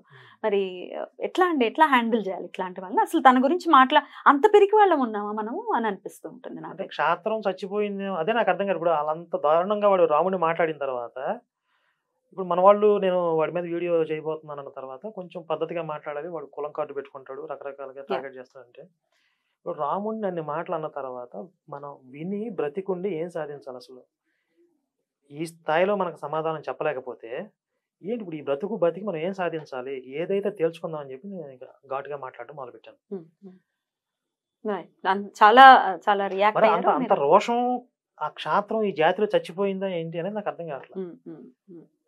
మీరు మొత్తం అసలు పూర్వం మన చరిత్ర చూస్తే ఎంతమంది ఎన్ని త్యాగాలు చేస్తే ఇప్పుడు ప్రజెంట్ మనం చక్కగా బొట్టు పెట్టుకోగలుగుతున్నాం, దేవాలయాలు మిగిలి ఉన్నాయి, దేవాలయాలు దైవ దర్శనం చేసుకోగలుగుతున్నాం. అంతమంది ప్రాణాలను లెక్క చేయకుండా తృణప్రాయంగా చిట్టికేసినట్లు అట్లా ఈజీగా అట్లా ప్రాణాలను వదిలేశారు కదా. స్వార్థం పెరిగిపోయింది, లేకపోతే అదే ఇందాక కూడా అన్నట్టు పెరిగితనం పెరిగిపోయింది, దాని వలన ఇదంతా జరుగుతుందని అనుకోవచ్చా? స్వార్థం అదే ఏదన్నా కానీ నేను బాగున్నాను, నా ఫ్యామిలీ బాగుంది, మనకెందుకు వచ్చింది, ఎక్కడో తగలబడుతుంది, నాకెందుకు, మా ఇంటి దాకా వచ్చినప్పుడు మా ఇంటి దాకా రాదు అనుకుంటున్నారు వీళ్ళు. బట్ అసలు ఏ మొహం పెట్టుకుని మళ్ళీ ఆ దేవాలయానికి వెళ్తారు, ఏ మొహం పెట్టుకుని స్వామిని చూస్తారు? ఇప్పుడు అన్నని విన్నాం మనం, బాధ అనిపిస్తుంది. చాలా మంది బాధపడ్డారు ఆ వీడియోలు చూసి, అతను మాట్లాడినటువంటి విధానాన్ని చూసి. మనకు అనిపించాలి కదా, మనకంటూ మనస్సాక్షి ఉంది కదా, ఎలా స్వామిని వేడుకుంటాం, మనం ఎలా కోరుకుంటాం, అసలు ఎలా చూస్తాం ఆయనని అనేది ఎందుకని మన వాళ్ళల్లో లోపించింది అనుకో. అంటే వీళ్ళ అసమర్థతని చేతకంతనాన్ని ఎలా వీళ్ళు కప్పిపుచ్చుకుంటారంటే, మేము ఉదారవాదులం, సహనం అన్న పేరు మీద అన్ని మతాలని సమానంగా చూస్తాం, మేము ఏ మతాన్ని కూడా వ్యతిరేకం, ఏ మతాన్ని వ్యతిరేకించో మనం చెప్పట్లా, మన మీద దాడి చేసేవాడిని ఎదుర్కోవాలి కదా, అది నీ కనీస బాధ్యత కదా. ఇప్పుడు మీ ఇంట్లో ఉన్న ఆడవాళ్ళ మీద, మీ ఇంట్లో ఉన్న ఫ్యామిలీ మెంబర్స్ మీద ఎవరో అటాక్ చేస్తున్నారు, నేను అందరినీ మానవ జాతిని అంతా ప్రేమిస్తానని చెప్పి అక్కడికి వెళ్ళి డైలాగులు చెప్తాడా? ఫ్యామిలీ జోలికి వస్తే డైలాగులు చెప్పడుగా, అది కప్పిపుచ్చుకోవటం అనమాట. ధైర్యం లేకపోవడం కూడానండి. కరుణాకర్ గారు ఇందాక నుంచి అడుగుతున్నా, ఎలా పెంచుకోవాలి ధైర్యం చెప్పండి, మీరు అది మాత్రం చెప్పట్లేదు. అంటే సినిమాల్లో అయితే కొంచెం గొడ్డు కారం తింటే రోషం వస్తుందని చెప్తారు, ఇప్పుడు అల్సర్ వస్తుందండి, నిజ జీవితంలో అయితే అల్సర్ వస్తుంది కాదు. వీళ్ళందరికీ ఏంటంటే హిస్టరీ చెప్పాలి, ఒరిజినల్ హిస్టరీ, దాచేసిన చరిత్ర, ఇప్పుడు అక్బర్ ది గ్రేట్ కాదు, వాడు ఒక కంత్రి. ఒరిజినల్ చరిత్ర చెప్పాలి. మన ఛత్రపతి శివాజీ గురించి చెప్పాలి, పృథ్వీరాజ్ చౌహాన్ గురించి చెప్పాలి. ఒరిజినల్గా మన చరిత్రలో ఉన్న నిజమైన హీరోల గురించి చెప్తే అప్పుడు మన వాళ్ళకి కాస్త రోషం వస్తుంది. అయితే ఇందాక మీరు అనుకున్నట్టుగానే సహనం వహించటం అనేది మన సనాతన ధర్మానికి ఉన్నటువంటి ఒక అలంకారం అని చాలా మంది పెద్దవాళ్ళు చెప్తూ ఉంటారు. సహనం వహించాలి, మనం సహనంగా ఉన్నాం కాబట్టి ఇంకా మన మన సనాతన ధర్మం బ్రతికి ఉంది అని కొంతమంది అంటూ ఉంటే నేను వినటం జరిగింది. దీన్ని మీరు ఏకీభవిస్తారా? 100% తప్పిది. సహనంగా ఉండటం వల్ల బ్రతికి ఉండటం ఏంటి? పోరాడటం వల్ల బ్రతికుంది. కానీ అనవసరమైన సహనంతో ఉండటం వల్ల చాలా భాగం నష్టపోయాం. దేశం ఎన్నుముకలైంది ఇప్పటికీ. మొత్తం ఆఫ్ఘనిస్తాన్ నుండి మొదలు పెడితే మొత్తం అంతా కూడా అఖండ భారతం కదా, ఎన్నుముకలైంది చూడండి ఇప్పుడు దేశం. ఎందువల్ల? ఆయా ప్రాంతాల్లో కొన్ని మతాలు ప్రాబల్యం పెరిగిపోవటం వల్ల. అక్కడ హిందుత్వం బలంగా ఉంటే దేశం ముక్కలు అవ్వదుగా. మొన్నే మేము ఢిల్లీ వెళ్ళినప్పుడు ఒక హిందూ శరణార్థి శిబిరం దగ్గరికి వెళ్ళాం. పాకిస్తాన్ నుంచి పారిపోయి వస్తున్నారు హిందువులు. మీరు ఇంటర్వ్యూ కూడా చేశాం. ఎందుకని అంటే ఇక్కడ కూడా సహనంగా కూర్చుంటే మొత్తం అంత సర్వనాశనం అయిపోయిన తర్వాత సమూలంగా మొత్తం తుడిచేసిన తర్వాత మేము ఉదారంగా అందరినీ సమానంగా ప్రేమించాం అని చెప్పి అప్పుడు డైలాగులు చెప్తారేంటి? కుదరదు, సహనం కుదరదు. సహనంగా ఉండడం వల్ల సంస్కృతి బ్రతికి ఉండడం, మిగిలి ఉండడం కాదు, పోరాడటం వల్ల. కొన్ని వందల సంవత్సరాల నుంచి ఇప్పుడు ఈ కాలంలో అంటే ఇప్పుడు నాలాంటి వాళ్ళు కొంతమంది మహానుభావులు, లేకపోతే చరిత్రలో చాలా మంది మహానుభావులు ఉంటారు. ఇలా కొన్ని వందల సంవత్సరాల నుంచి ప్రతి తరంలో కూడా పోరాట యోధులు ఉన్నారు. వాళ్ళు ఉన్నారు కాబట్టి బ్రతికి ఉన్నారు ఇప్పటికి కూడా హిందువులు.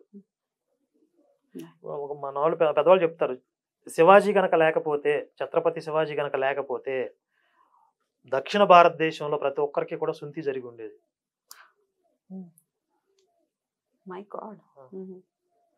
మరి ఆ శివాజీ లాంటి వీరులు ఉన్నారు కాబట్టి మనం ఈరోజు ధైర్యంగా హిందుత్వాన్ని ఆచరించుకోగలుగుతున్నాం.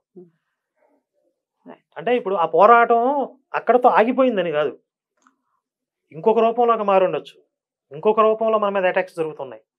వాటిని ఎదుర్కోవాలి ఖచ్చితంగా. ఇప్పుడు సృష్టి మొదలైన దగ్గర నుండి కూడా ప్రతి యుగంలో కూడా మంచి చెడుకి, ధర్మానికి అధర్మానికి పోరాటం జరుగుతుంది, సహజం అది. కరెక్ట్. కాబట్టి ఈ తరంలో కూడా, ఈ రోజుల్లో కూడా ధర్మానికి అధర్మానికి మధ్య యుద్ధం జరుగుతూనే ఉంటది. అది పాకిస్తాన్ గొడవ ఏంటండి? అసలు ఏంటి? హిందువులు పారిపోయి రావటం ఏంటి? అసలు ఏంటి ఆ వ్యవహారం ఏంటి? అక్కడ మత హింసకి గురైనటువంటి హిందువులు, అంటే అక్కడ ఆ శిబిరాన్ని నిర్వహిస్తున్నటువంటి ఎవరైతే వ్యక్తి ఉన్నారో మన తెలుగువాడే, ఆయన చెప్పిన వివరాలు, అంటే ఆ బాధితులతో మాట్లాడి మేము తెలుసుకున్న వివరాలు, ఆ ప్రాంతంలో ఎవరైనా హిందువులు, అంటే పాకిస్తాన్లో ఉన్నటువంటి సింధ్ ప్రావిన్స్ ఆ ప్రాంతంలో ఉన్నవాళ్ళు హోటల్కి వెళ్ళి భోజనం చేస్తే వీళ్ళ ప్లేట్ వీళ్ళే కొడుక్కోవాలి, వీళ్ళ గ్లాస్ వీళ్ళే కొడుక్కోవాలి. వాళ్ళు ముట్టుకొని కూడా ముట్టుకోరు, క్లీనర్స్ కూడా ముట్టుకోరు. రంగస్థలం సినిమాలో లాగా వాళ్ళు ముందు చెప్పాలంట మేము హిందువులు అని చెప్పి. ఎందుకు? బొట్టు పెట్టుకుంటారుగా, పెట్టుకోరా? ఒకవేళ బొట్టు పెట్టుకోకుండా వెళ్తే మేము హిందువులు అని చెప్పాలి. మెయిన్ ప్రధానంగా ఏంటి అంటే ఆడపిల్లలకి భరోసా లేదు అక్కడ, సెక్యూరిటీ లేదు. ఒక 7-8 సంవత్సరాలు దాటితే మెచ్యూరిటీ ఏజ్కి వస్తున్నారు అంటే భయపడిపోతారు వాళ్ళు. ఎందువల్ల? ఆడపిల్లలు ఎత్తుకెళ్ళిపోతారు. అది వాళ్ళకు ఒక రకమైన వికృతానందం. అది చిన్నపిల్లల మీద అత్యాచారాలు చేయటం అనేది. ఆ పిల్లల్ని ఎత్తుకుపోయి కన్వర్ట్ చేయటం, అత్యాచారాలు చేయటం, చంపేయటం ఏదో చేస్తారు. ఆ ఆడపిల్లల్ని సంరక్షించుకోవడం కోసం భయపడి అక్కడి నుంచి పారిపోయి వస్తున్నారు. అక్కడి నుంచి పారిపోయి రావడానికి కూడా చాలా పెద్ద ప్రాసెస్. వాళ్ళు వీసాలు తీసుకోవాలి, బోర్డర్ దాటాలంటే దానికి చాలా లంచాలు ఇవ్వాలి, డబ్బులు ఇవ్వాలి. కొన్ని సంవత్సరాల పాటు కష్టపడి కొన్ని డబ్బులు దాచుకుని అక్కడ లంచాలు ఇచ్చి ఆ బోర్డర్ దాటి వస్తున్నారు. వచ్చి ఇక్కడ నిరాశ్రయులై భారతదేశంలో పాపం ఏదో తోచిన పని చేసుకుంటూ బతుకుతున్నారు. అయితే వాళ్ళకి ఒక స్టేటస్ ఏదన్నా, రిఫ్యూజీ స్టేటస్, అంటే శరణార్థులుగా, భారతదేశానికి వచ్చిన శరణార్థులుగా గుర్తించి భారత ప్రభుత్వం అఫీషియల్గా ఒక గుర్తింపు కార్డు ఇవ్వాలి అని చెప్పి ఇప్పుడు ఆయన ఒక ప్రతిపాదన తీసుకొస్తున్నారు. దానికి మనం అందరం కూడా సపోర్ట్ చేస్తామని చెప్పారు. ఇది మొత్తం పాకిస్తాన్, బంగ్లాదేశ్ నుంచి వచ్చేటటువంటి వేల మంది. ఎట్లాంటి ఉపాధులు చేస్తుంటారు అంటే వాళ్ళు లోకల్ గా చిన్న చిన్న వ్యాపారాలు అవి చేసుకుంటున్నారు. మేము అక్కడ చూసింది ఒక సెల్ ఫోన్ కవర్స్ దగ్గర నుంచి తోపుడు బళ్ళ మీద ఫ్రూట్స్ అమ్ముకోవడం కానీ, చెరుకు రసం తీయటం కానీ, ఇలాంటి చిన్న చిన్న పనులు చేసుకుంటూ జీవనోపాధి పొందుతున్నాం. అయితే వాళ్ళలో చాలా మంది కష్టపడే వాళ్ళు ఉన్నారు. నిరుపయోగంగా ఉన్నటువంటి వ్యవసాయ భూములు ఇలాంటివి ఏమైనా ఉంటే కనుక వాళ్ళకి అప్పచెప్తే చక్కగా సారవంతంగా వాళ్ళు పంటలు పండించి దేశ ఆర్థిక అభివృద్ధికి కూడా తోడ్పడతారు అనేది ఒక అంశం. రైట్. స్వాభిమాన దీక్ష అంటూ మీరు ఢిల్లీ వెళ్ళటం, మీరు కార్యక్రమం జరగటం అనేది చూసి ఉన్నాం. ఏంటి ఆ ప్రోగ్రామ్ గురించి ఒకసారి చెప్పండి. ఇది ఇప్పుడు రాముడిని కృష్ణుడిని మనం ప్రొటెక్ట్ చేసుకుంటూ ఎంతకాలం మనం డిఫెన్స్ చేసుకుంటాం, ఇది ఒక ఒక హిందువుల బాధ్యత కాదు. ఎందుకంటే వాళ్ళు ఈ చరిత్రలో ఈ భూమి మీద జన్మించి జీవించిన వాళ్ళు, ఈ భూమి మీద ఈ నేల మీద తిరిగిన వాళ్ళు, మొత్తం భారత జాతి యావత్తుకి ఒక దిశానిర్దేశం చేసిన వాళ్ళు. 100%. ఈరోజు రాముడు జీవించినటువంటి జీవితమే మొత్తం మానవ జాతికి ఆదర్శం. కృష్ణుడు బోధించిన భగవద్గీత మన జీవితాలకు అవే కదా మూలం. కాబట్టి వాళ్ళని జాతి యావత్తు కూడా గౌరవించుకోవాలి.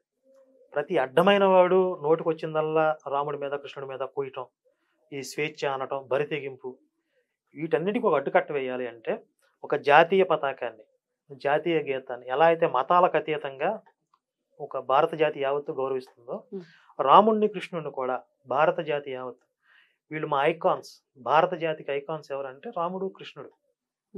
ఈ దేశంలో పుట్టి పరిపాలించిన రాజులు, చక్రవర్తులు వాళ్ళు. వాళ్ళు చూపించిన మార్గంలో మా జాతి నడుస్తుంది.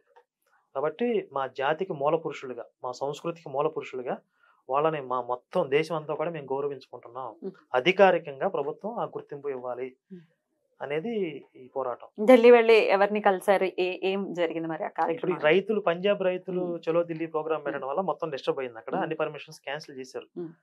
అలాగే ఎలక్షన్స్ హడావిడిలో ఉండడం వల్ల కూడా ఎంపీలు, కేంద్ర మంత్రులు అందరూ కూడా బిజీగా ఉన్నారు. కాకపోతే అక్కడ మేము ఏంటంటే ఒక రోజు దీక్ష చేయాలనుకున్నాం. మా చుట్టుపక్కల నుంచి కొంతమంది రావడానికి కూడా ఏర్పాట్లు చేసుకున్నారు. అందరం కలిసి ఒక రోజు భారత్ స్వాభిమాన దీక్ష పేరుతో ఒక రోజు నిరాహార దీక్ష చేసి అక్కడ ప్రభుత్వానికి రిప్రజెంటేషన్ ఇచ్చి, అంటే మా డిమాండ్ ఇది అని చెప్పి ఒక నివేదిక ఇచ్చి, దానికి జనాల యొక్క మద్దతు కూడగడదాం. మళ్ళీ గ్రౌండ్ లెవెల్లోకి వస్తాం, ఫీల్డ్లోకి వెళ్తాం, ఇది కాన్సెప్ట్ అని చెప్పి అందరికి ఎక్స్ప్లెయిన్ చేస్తాం. అందరి మద్దతు కూడగట్టి ఒక ఉద్యమాన్ని మనం ముందుకు తీసుకెళ్తాం. అంటే ఒక రామాలయాన్ని ఈరోజు సాధించుకోగలిగాం. ఆ రామాలయాన్ని సాధించుకోవడానికి కొన్ని వందల సంవత్సరాలకి పూర్వం ఒక అంకురార్పణ జరిగింది. అంటే దానికి ప్రారంభం చేసిన వాళ్ళు అప్పుడు ఆ తరంలో వాళ్ళు దాన్ని సాధించకపోయి ఉండొచ్చు, కానీ ప్రారంభం అయితే అప్పుడు జరిగింది. అలాగే మనం ఇప్పుడు దీన్ని ప్రారంభం చేస్తే కొన్ని దశాబ్దాలు పట్టొచ్చు, సంవత్సరాలు పట్టొచ్చు, మేబీ ఈ తరంలో అవ్వకపోవచ్చు కూడా, కానీ జనంలో ఒక చైతన్యం, ఒక అవేర్నెస్ వస్తుంది. దీని మీద ఒక అవగాహన వస్తే ఆలోచన చేస్తారు, 10 మంది కూర్చొని మాట్లాడుకుంటారు, ఇది కరెక్టే కదా అని చెప్పి. సో దానికోసం ఒక ఫస్ట్ స్టెప్ పడింది. అవును. Right, all the very best అండి. అయితే ఈ మత మార్పుల గురించి మాట్లాడుకుంటే సౌత్ లో మనం సౌత్ లోనే ఉన్నాము, సౌత్ లో జరుగుతుంది అనేది తెలుసు. నార్త్ లో ఎలా ఉంటుందండి, ఉంటుందా ఈ కన్వర్షన్స్? నార్త్ లో చాలా తక్కువ. ఎందుకు అంటే అక్కడ ఈ మొఘలులతో కొన్ని శతాబ్దాల తరబడి పోరాటం జరిగింది. దానివల్ల హిందుత్వం స్ట్రాంగ్ గా ఉంది అక్కడ నార్త్ లో. ఈశాన్య రాష్ట్రాల్లో క్రైస్తవం డామినేషన్ కొద్దిగా ఉంది. అది ఎందుకు అనేది కూడా చెప్పాలి మనం. ఎందుకు అని అంటే బ్రిటిషర్స్ హయాంలో ఈ ఈశాన్య రాష్ట్రాల బెల్ట్ మొత్తాన్ని కూడా ఐసోలేట్ చేశారు భారతదేశం నుండి. అక్కడ ఉన్నటువంటి సహజ సంపద, సహజ వనరులను దోచుకోవడానికి. ఇప్పటికి కూడా అక్కడ ఒక చట్టం ఉంటుంది, ఇన్నర్ లైన్ పర్మిట్ అని చెప్పి, ILP అంటారు. అంటే మనం వేరే దేశానికి వెళ్ళాలంటే ఎలా అయితే ఒక వీసా పర్మిషన్ తీసుకోవాలో, అక్కడ ఆ రాష్ట్రాల్లోకి మనం ప్రవేశించాలంటే ఒక స్పెషల్ పర్మిషన్ తీసుకోవాలి. అంటే వాళ్ళ ప్రయోజనం అక్కడ ఆటవికులు లేకపోతే గిరిజనులు వాళ్ళ యొక్క సంస్కృతిని కాపాడుతున్నాం అనే పేరుతో అప్పుడు బ్రిటిషర్స్ దాన్ని మొదలు పెట్టారు. అది ఇప్పటికీ కంటిన్యూ అవుతోంది. అక్కడ మెయిన్ ఏంటి అంటే ఇలా వాళ్ళందరినీ కూడా ఐసోలేట్ చేసి ఈశాన్య రాష్ట్రాలని భారతదేశం నుంచి విభజించి పాలించు కదా వాళ్ళని విభజించి, అక్కడ వాళ్ళకి గ్రామ దేవతలు, కొండ దేవతలు ఉంటారు కదా, వాళ్ళు మేము హిందుత్వంలో ఒక భాగం అనే స్పృహ లేకుండా చేశారు. హిందుత్వం అంటే చాలా మంది తెలియదు అక్కడ. ఇప్పటికీ వాళ్ళు స్థానిక దేవతను పూజించుకుంటూ ఉంటాం అనుకుంటారు తప్ప ఇది హిందుత్వంలో భావన. వాళ్ళకి రాముడు కృష్ణుడు ఎవరు తెలియదు. అదే కదా వాళ్ళు సెపరేట్ చేసింది, చాలా మందికి తెలియదు అక్కడ. ఇప్పుడు కొంచెం మార్పు వస్తుంది అనుకోండి. ఇప్పుడు నాగాలాండ్, అక్కడ క్రైస్తవం డామినేషన్ ఎక్కువ. వాళ్ళు అసలు క్రైస్తవ తీవ్రవాదం ఉంది అక్కడ, సెపరేట్ మాకు ఒక కంట్రీయే కావాలంటారు. అయితే మీరు మొత్తం భారతదేశం తీసుకుంటే ఇప్పుడు చాలా మంది పాస్టర్లు మీరు వినే ఉంటారు, మా యేసు ప్రేమ, శక్తి, సత్యం, దాన్ని బట్టి మా మతం విస్తరించింది. ఇంతకుముందు కూడా మీరు అన్నారు ప్రపంచవ్యాప్తంగా ఎలా విస్తరించింది. దీన్ని ఒక ఒక బూచీలాగా చూపించి ఇంకొంతమందిని మానసికంగా వాళ్ళ మీద ఆధిపత్యం చెలాయిస్తూ ఉంటారు. మాది ఇంత బాగా స్ప్రెడ్ అయిందని. అసలు మీరు మొత్తం ప్రపంచవ్యాప్తంగా తీసుకుంటే క్రైస్తవులు మైనారిటీ 30% మంది, 70% మంది వేరే మతాలు ఉన్నారు. ఈ 30% మందిలో కూడా చాలా కొట్టుకు చచ్చేవాళ్ళు ఉన్నారు. అది పక్కన పెట్టేయండి. అసలు మొత్తం భారతదేశ వ్యాప్తంగా తీసుకుంటే నార్త్లో ఎక్కడా కూడా క్రైస్తవం ఆధిపత్యం లేదు. తక్కువ. మొత్తం ఈ ముస్లిమ్స్కి మొఘలులకి మన భారతీయులకి హిందువులకి జరిగిన పోరాటం వల్ల హిందుత్వం చాలా స్ట్రాంగ్గా ఉంది. ఈశాన్య రాష్ట్రాల వరకు ఇప్పుడు మనం అనుకున్నట్లుగా అక్కడ స్పెషల్గా ఈ బ్రిటిషర్స్ అమలు చేసిన ఒక చట్టం వల్ల వాళ్ళని సెపరేట్ చేసి వాళ్ళని కన్వర్ట్ చేయడానికి అక్కడ సంపదను దోచుకోవడానికి వాళ్ళు చేసినటువంటి చట్టాలు అవన్నీ. అందువల్ల ఈశాన్య రాష్ట్రాల్లో అక్కడ ఈ క్రిస్టియానిటీ డామినేషన్. తర్వాత గోవాలో ఇంక్విజిషన్ అని చెప్పి హిందువుల మీద అకృత్యాలు జరిగినాయి. పోర్చుగీస్ వాళ్ళ దగ్గర నుంచి ఫస్ట్ పోర్చుగీస్ వాళ్ళు ఆక్యుపై చేశారు కదా, అక్కడి నుంచి కూడా క్రిస్టియానిటీని అధికారిక మతం చేసి, అంటే వాళ్ళు ఏంటి అంటే వాళ్ళ ప్రభుత్వం నిలబడాలి అంటే వాళ్ళు క్రైస్తవులు అయిపోతే, అంటే లోకల్గా ఉన్న వాళ్ళు క్రైస్తవులు అయితే మనకు విధేయులై ఉంటారు.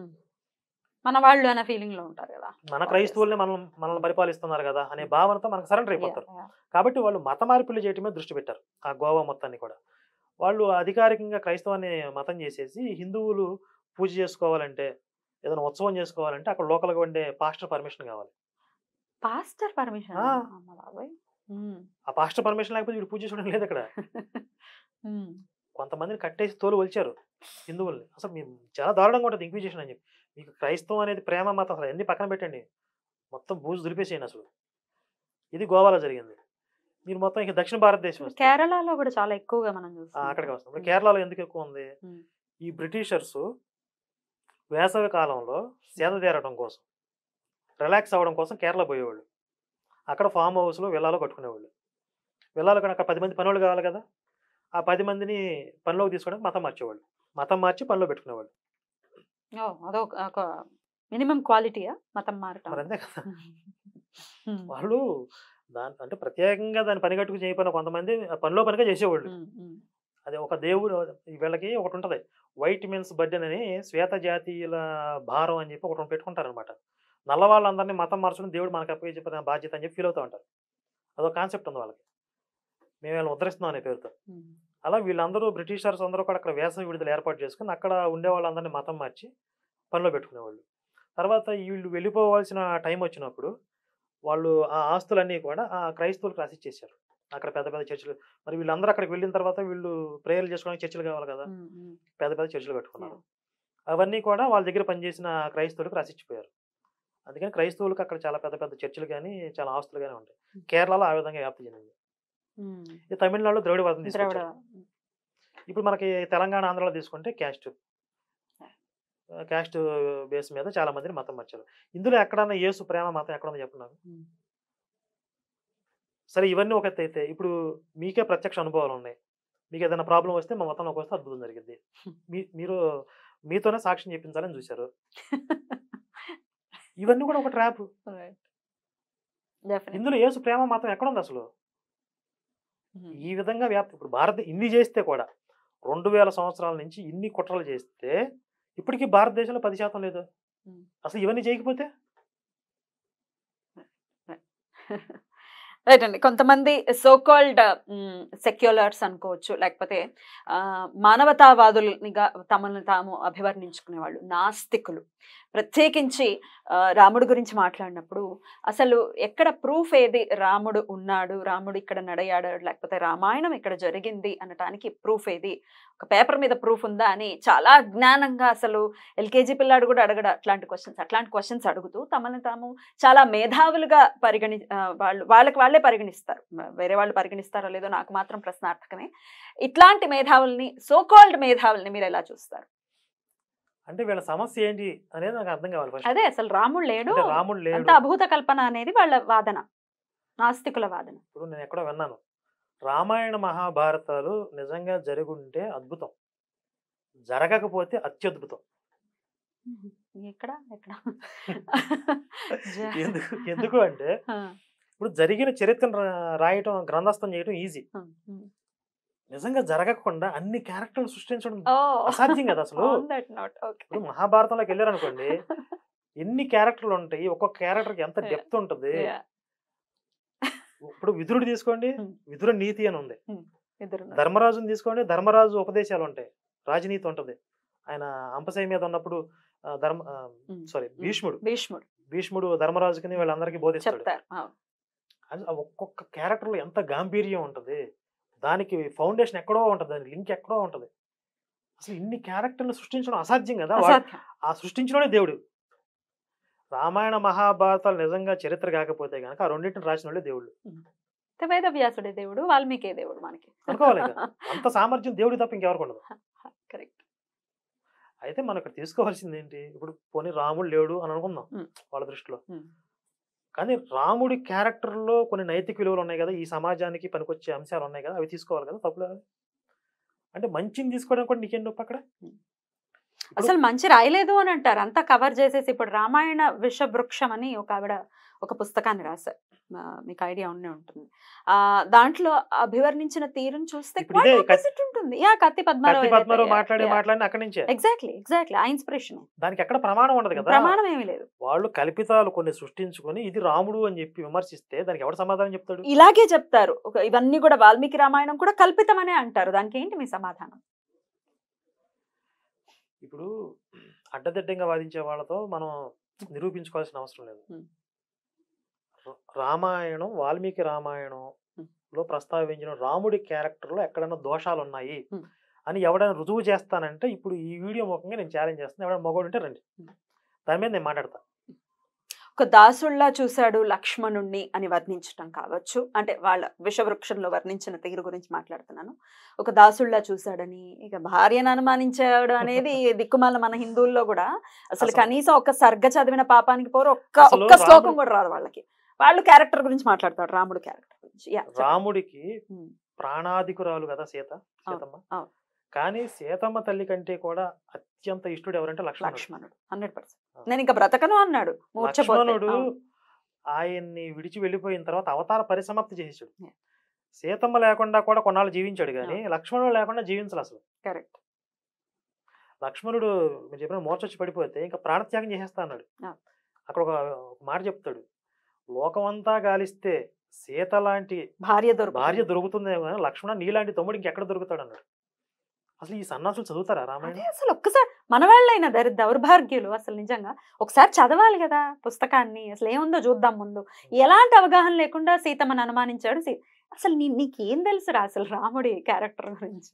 ఇప్పుడు ఈ రోజు సీతమ్మ పాతివ్రత్యం గురించి ఎవరికి ఎలాంటి అనుమానం లేకుండా అసలు మహాపతివ్రత అని చెప్పి, అంటే రామాయణాన్ని రాముడిని తిట్టేవాళ్ళు కూడా సీతమ్మ తల్లిని గౌరవిస్తున్నారంటే రాముడి యొక్క విజన్ అది.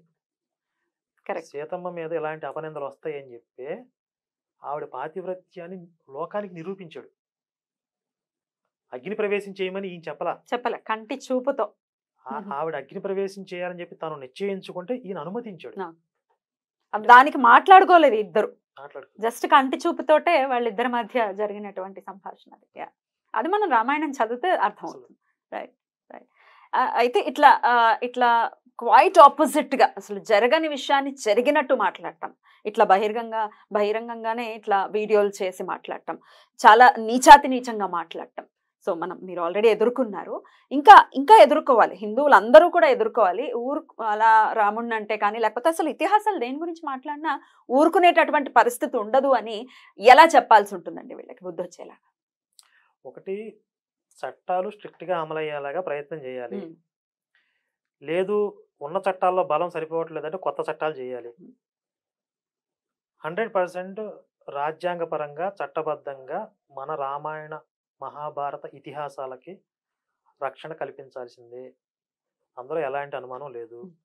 ఒకవేళ ప్రభుత్వాలు కానీ ఈ చట్టాలని కట్టుదిట్టంగా అమలు చేయడంలో విఫలమైతే అప్పుడు లా అండ్ ఆర్డర్ని అతిక్రమించైనా సరే మన సంస్కృతిని మన చరిత్రని కాపాడుకోవాలి అనే ఆలోచనలు హిందువుల్లో రావచ్చు.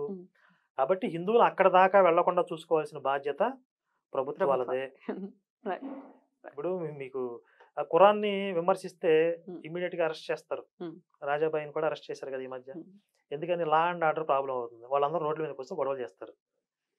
అంటే హిందువులు రోడ్ల మీదకి వచ్చి వీళ్ళు మరి ఇళ్లలో కూర్చొని మరి దడగొట్టేసి పడుకుంటారు కాబట్టి ప్రభుత్వాలు చలనం లేకుండా ఉంటాయి అన్నమాట. ఇక్కడ మనకే అసలు యూనిటీ లేకపోవటం, లేకపోతే మనల్ని విమర్శించుకోవడానికి మనకు టైం సరిపోవట్లేదు. రాముడి గురించి అనేస్తాం, సీతమ్మ తల్లి గురించి అనేస్తాము, ఇతిహాసాలు చదవం, అయినప్పటికీ మాట్లాడేస్తాం, జడ్జిమెంట్స్ పాస్ చేస్తూ ఉంటాము. మార్పు ముందు మనలో కూడా రావాలి కదండి. ఇట్లా ఆలోచించే వాళ్ళలో కూడా ఖచ్చితంగా రావాలి కదా. మెయిన్ ఇప్పుడు ఎదుటి వాళ్ళ మీదే మనం నేరారోపణ చేయకుండా మన హిందుత్వంలో హిందువుల్లో ఉన్నటువంటి అసమర్థతని కూడా మనం దాన్ని గమనించాలి. ముందు దాని మీదే పనిచేస్తున్నాం మేము ఫస్ట్. అసలు ఈ సెక్యులరిజం, ఈ చేత గాని చేవజొచ్చిన సెక్యులరిజం నశించిపోవాలి పూర్తిగా. అసలు అసలు సాధ్యపడుతుందండి నశించిపోవడం అనేది ఇండియాలో? మీరు ఒక 10 సంవత్సరాలకి పూర్వం తీసుకుంటే ఇప్పటికి చాలా చేంజ్ ఉంది చూడండి. ఇప్పుడు మత ప్రచారం ఈ బిచ్చగాళ్ళు కనుక ఓళ్ళలోకి వెళ్ళి ప్రచారానికి వెళ్తుంటే ఎక్కడికక్కడ తిరుగుబాట్లు చేస్తున్నారు. 10 సంవత్సరాలకు ముందు ఇలా లేదు పరిస్థితి. ఇంకో 10 సంవత్సరాలు చూడండి మారుతుంది. కరుణాకర్ గారు, విదేశీ మతాలు మనకొద్దు అని డాక్టర్ బిఆర్ అంబేద్కర్ గారు అనేటటువంటి మాటలు ఉన్నాయి. ఆయన దాన్ని ఎట్లా చూస్తారు? ఆయన వద్దు అని మాటల్లో చెప్పడం కాకుండా ఆయన ఆచరణలో కూడా చేసి చూపించారు. బౌద్ధంలోకి మతం మార్పిడి అయ్యారు తప్ప ఏ ఇస్లాంలోకో క్రిస్టియానిటీలోకి మతం మారలేదు. ఎందుకని అవకాశం లేక మారలేదా అని కాదు, ఇంకా చెప్పాలంటే వీళ్ళు వెళ్ళి వలేశారు. ఇస్లాం మత పెద్దలు, క్రైస్తవ మత పెద్దలు వెళ్ళి అంబేద్కర్ గారి దగ్గరికి మీరు మా మతంలోకి వస్తే కొంత ప్యాకేజ్ ఇస్తామని కూడా చెప్పారు. ఆయన ఒప్పుకోలేదు. వాళ్ళు కనుక అంటే ఈయన వెళ్తే కొన్ని వేల మందిలో లక్షల మందిలో వాళ్ళ మతంలోకి తీసుకోవడం ఆలోచన. దానివల్ల ఏమైంది అంటే ఆంగ్లేయులకి బలం పెరుగుతుంది, మన వాళ్ళు క్రిస్టియానిటీలోకి మారితే ఆంగ్లేయులకు బలం పెరుగుతుంది అనేది అంబేద్కర్ గారి స్టేట్మెంట్. కాకపోతే ఇప్పుడు అంబేద్కర్ గారి పేరు చెప్పి క్రైస్తవాన్ని డెవలప్ చేసుకోవాలని చూస్తున్నారు కొంతమంది పాస్టర్లు. అవును, ఆయన్ని రిలేట్ చేస్తూ చాలా సార్లు మాట్లాడుతూ ఉంటారు. కరెక్ట్. అసలు అంబేద్కర్ గారి సమస్య ఏంటి అంటే కొంతమందిలో ఉన్నటువంటి కులహంకారం, దాని మీదే ఆయన ఫైటింగ్. ఇప్పుడు రాముడు కృష్ణుడు రహస్యాలు అని చెప్పి ఒక పుస్తకం వచ్చింది, ఆయన రాశాడు అని చెప్పి అంటారు. అది ఎప్పుడు ఆయన చచ్చిపోయిన 30 సంవత్సరాల తర్వాత రిలీజ్ చేశారు. ఆయన రాశారు, ఎవరు చూశారు? ఆయన రాసుంటే ఆయన బతుకున్నప్పుడే రిలీజ్ చేశాడు. 30 సంవత్సరాల తర్వాత ఎవరు రిలీజ్ చేస్తారా? ఆయన ఎప్పుడు రాముడిని కృష్ణుడిని రామాయణ మహాభారతాలని పెద్దగా విమర్శించలేదంటే అంటే మహా అయితే ఇప్పుడు శంభోక వధ గురించి ఎప్పుడైనా మాట్లాడుండొచ్చు.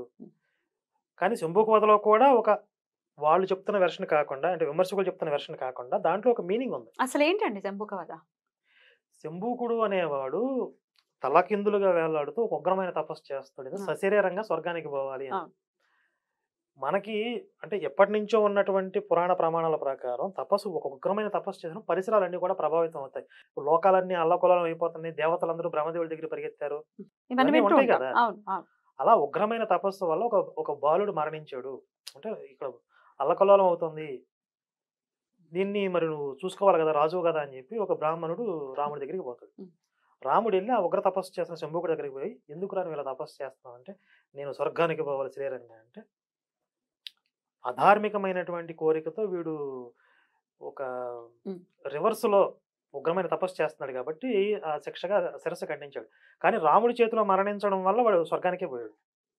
అంటే వాడు స్వర్గానికి పోవాలని కోరిక తీరింది, వాడు చేస్తున్న ఉగ్ర తపస్సు వల్ల ఈ అరిష్టాలు జరగకుండా ఆగిపోయి. ఎంత వక్రీకరిస్తారు ఈ కథని. దాన్ని తీసుకుపోయి రకరకాలుగా దళితుడిని చంపేశాడు రాముడు అంటే కొంతమంది ఏంటంటే ఇది ప్రక్షిప్తం, రామాయణంలో మూల రామాయణంలో లేదు ప్రక్షిప్తం అని కూడా అంటారు.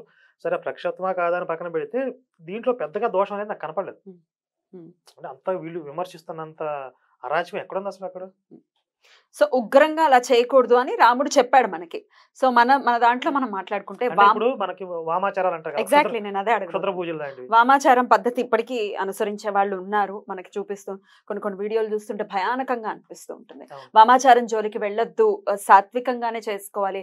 ఆది శంకరులు వచ్చి వీటన్నిటినీ కూడా సంస్కరించారు. ఏం చేయాలి, ఏం చేయకూడదు, అటు వైష్ణవులు శైవులు ఉన్నటువంటి గొడవల్ని అడ్రస్ చేయటం కావచ్చు, ఈ ఆచారాల పద్ధతుల్ని కూడా సంస్కరించారు. ఇప్పటికీ వామాచారాన్ని అనుసరించే వాళ్ళని మీరు ఎలా చూస్తారు?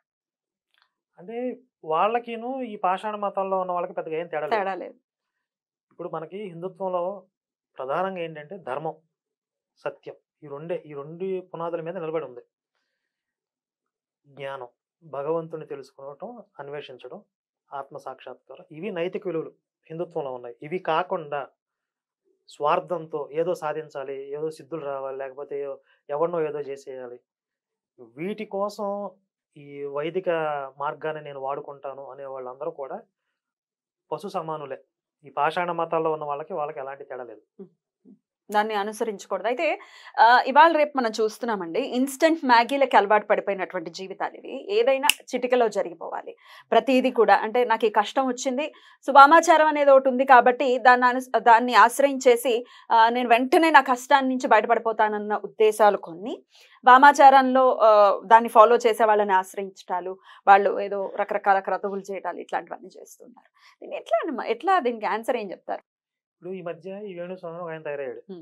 ఏదో ఒక చేపను బలిచ్చి ఏదో మాంసం పెట్టి లిక్కర్ వేస్ట్ ఇలా చేస్తే మీరు అనుకున్నది జరిగిపోయింది, ఎవరైనా హీరోయిన్లు అవ్వాలంటే నేను వికృత పూజలు చేస్తాను. ఇవంటే అంటే హిందుత్వంలో ఉన్న పాస్టర్లు లాంటి వాళ్ళు వీళ్ళందరూ కూడా. పాస్టర్లు చేసేది సేమ్ ఇంతే.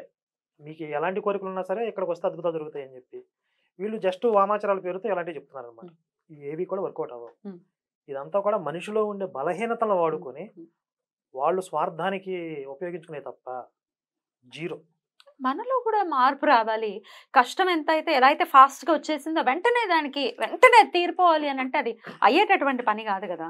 కడుపు వచ్చిన వెంటనే పిల్లల్ని కనేయం కదా, 9 నెలలు ఆగిన తర్వాతే కదా కంటాము. ఇప్పుడు మనిషిలో ఎలాంటి వికృత పోగళ్ళు వస్తాయి అని చెప్పి రాముడు భూలోకానికి వచ్చి ఎందుకు జీవించాడు అని అంటే, మానవ జీవితంలోకి వచ్చిన తర్వాత స్వయంగా విష్ణువే మానవుడిగా వచ్చిన తర్వాత ఆయన కూడా కొన్ని ధర్మాలకి కొన్ని కట్టుబాట్లకి లోబడి జీవించాలి, పరిస్థితులకి అనుగుణంగా జీవించాలి, కష్టాలు తప్పు అని ఒక మెసేజ్ ఇవ్వడం కోసం ఆచరణలో చూపించడానికి వచ్చాడు ఆయన. అది చూసిన తర్వాత కూడా వీళ్ళు మారట్లేదంటే ఎలా బాగుపడతారు వీళ్ళు? మారాలి. ఇట్లాంటి చిత్తశుద్ధి లేకపోవటం వల్లనే మతం మారిపోవడాలు అనేది జరుగుతూ ఉన్నాయి. అంటే ఇన్స్టెంట్ గా అయిపోవాలి, వెంటనే అయిపోవాలన్న థాట్ ప్రాసెస్లు ఏవైతే ఉన్నాయో అవి కూడా డెఫినెట్ గా మతం మారటానికి హేతు అవుతున్నాయని అనుకోవచ్చా?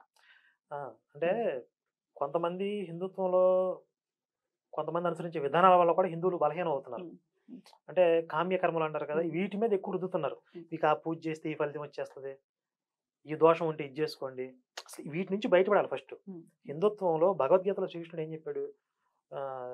గ్రహాలకు శాంతి చేయమని చెప్పాడా, రంగురాళ్ళు ధరించమని చెప్పాడా? జ్ఞానాన్ని బోధించాడు ఆయన. ఆత్మజ్ఞానం, పరమాత్మ ఏంటి, తత్వం ఏంటి, ఇవి కదా భగవద్గీతలో చెప్పింది. దాన్ని వదిలేసి రంగురాళ్ళు, జ్యోతిష్యం. జ్యోతిష్యాన్ని నమ్మరా మీరు? జ్యోతిష శాస్త్రాన్ని నమ్ముతాను, జ్యోతిష్యుల్ని నమ్మను. అయ్యో శాస్త్రాన్ని నమ్మను, మరి చదివిన వాడిని నమ్మను అంటే ఎలా? సైన్స్ నమ్ముతాను, డాక్టర్ నమ్మను అన్నట్టుంది. ఎలాగా చెప్పండి నాకు అర్థమయ్యేలాగా. ఇప్పుడు నిజంగా ఆ జ్యోతిష్యాన్ని శాస్త్రంగా అర్థం చేసుకుని దాన్ని లోక కళ్యాణానికే వినియోగించేవాళ్ళు దాన్ని మార్కెటింగ్ చేసుకోరు, కమర్షియల్ గా వాడరు. వాళ్ళు ఎక్కడో అవసరమైన చోట అవసరం ఉన్నవాడికి చెప్తారు తప్ప ఇవి నా దగ్గరికి రండి. ఇప్పుడు మీరు యూట్యూబ్ లో కామెంట్లు చూస్తే జ్యోతిష్యం చెప్పబడి కాల్ టు దిస్ నెంబర్ అని చెప్పి 3 వశీకరణ చేయబడి ఇలాంటి మెసేజ్ బీభత్సంగా వస్తాయి. సరే, ఇదంతా ఎక్స్ప్లాయిట్ చేసే వాళ్ళు వీళ్ళందరూ. కానీ ఒక జ్యోతిష్కుల గురించి మాట్లాడితే మేము ఉన్నామని వాళ్ళ గురించి వాళ్ళు తెలియకపోతే వాళ్ళ దాకా ఎలా వెళ్తాం మనం? ఎంతో కొంత పబ్లిసిటీ ఉండాలి కదా, ప్రతిదానికి పబ్లిసిటీ ఉంటుంది కదా, ఎట్లా వెళ్తాం చెప్పండి? అంటే జ్యోతిష్యం అనేది మార్కెటింగ్ చేసుకోవాలి తప్పనిసరిగా అని చెప్పి మన పెద్దవాళ్ళు ఏం చెప్పలేదు. దాన్ని చెప్పగలిగిన వాళ్ళ దగ్గరికి పోయి వీళ్ళు వెతుక్కుంటూ పోవాలి. మా మహానుభావులు ఎక్కడున్నారో వెతుక్కుంటూ పోయి నాకు అంటే జ్యోతిష్యం తెలుసుకోవాల్సిన అసలు అంత అవసరం ఉందని నాకు నేను రియలైజ్ అవ్వాలి ఫస్ట్. ఇప్పుడు నా మెంటల్ కండిషన్ ఎలా ఉంది అనే దాన్ని బట్టి నేను తెలుసుకోవాలా వద్దా అనేది కూడా ఆధారపడి ఉంటుంది. నాకు అవసరం లేదు, ఏదొచ్చి నేను ఫేస్ చేస్తాను, నాకు కావాల్సింది మనోధైర్యం, భగవంతుడి యొక్క అనుగ్రహం, నాకు ఆత్మబలం ఉండాలి. ఈ బేసిక్ ప్రిన్సిపల్ నా దగ్గర ఉన్నాయి అనుకోండి, జ్యోతిష్యం నాకు అవసరం లేదు, ఏదొచ్చి నేను ఫేస్ చేస్తాను. అమ్మో కొంచెం తెలుసుకుంటే నేను కొంచెం ప్రిపేర్ అవ్వచ్చు, నేను సింగిల్ గా ఫేస్ చేయలేనేమో అనుకునే వాళ్ళు ఉంటే దాని కరెక్ట్ ఎవరు కరెక్ట్ పర్సన్ ని మనం వెతుక్కుని వెళ్ళాలి, ఎక్స్‌ప్లాయిట్ అవ్వకుండా.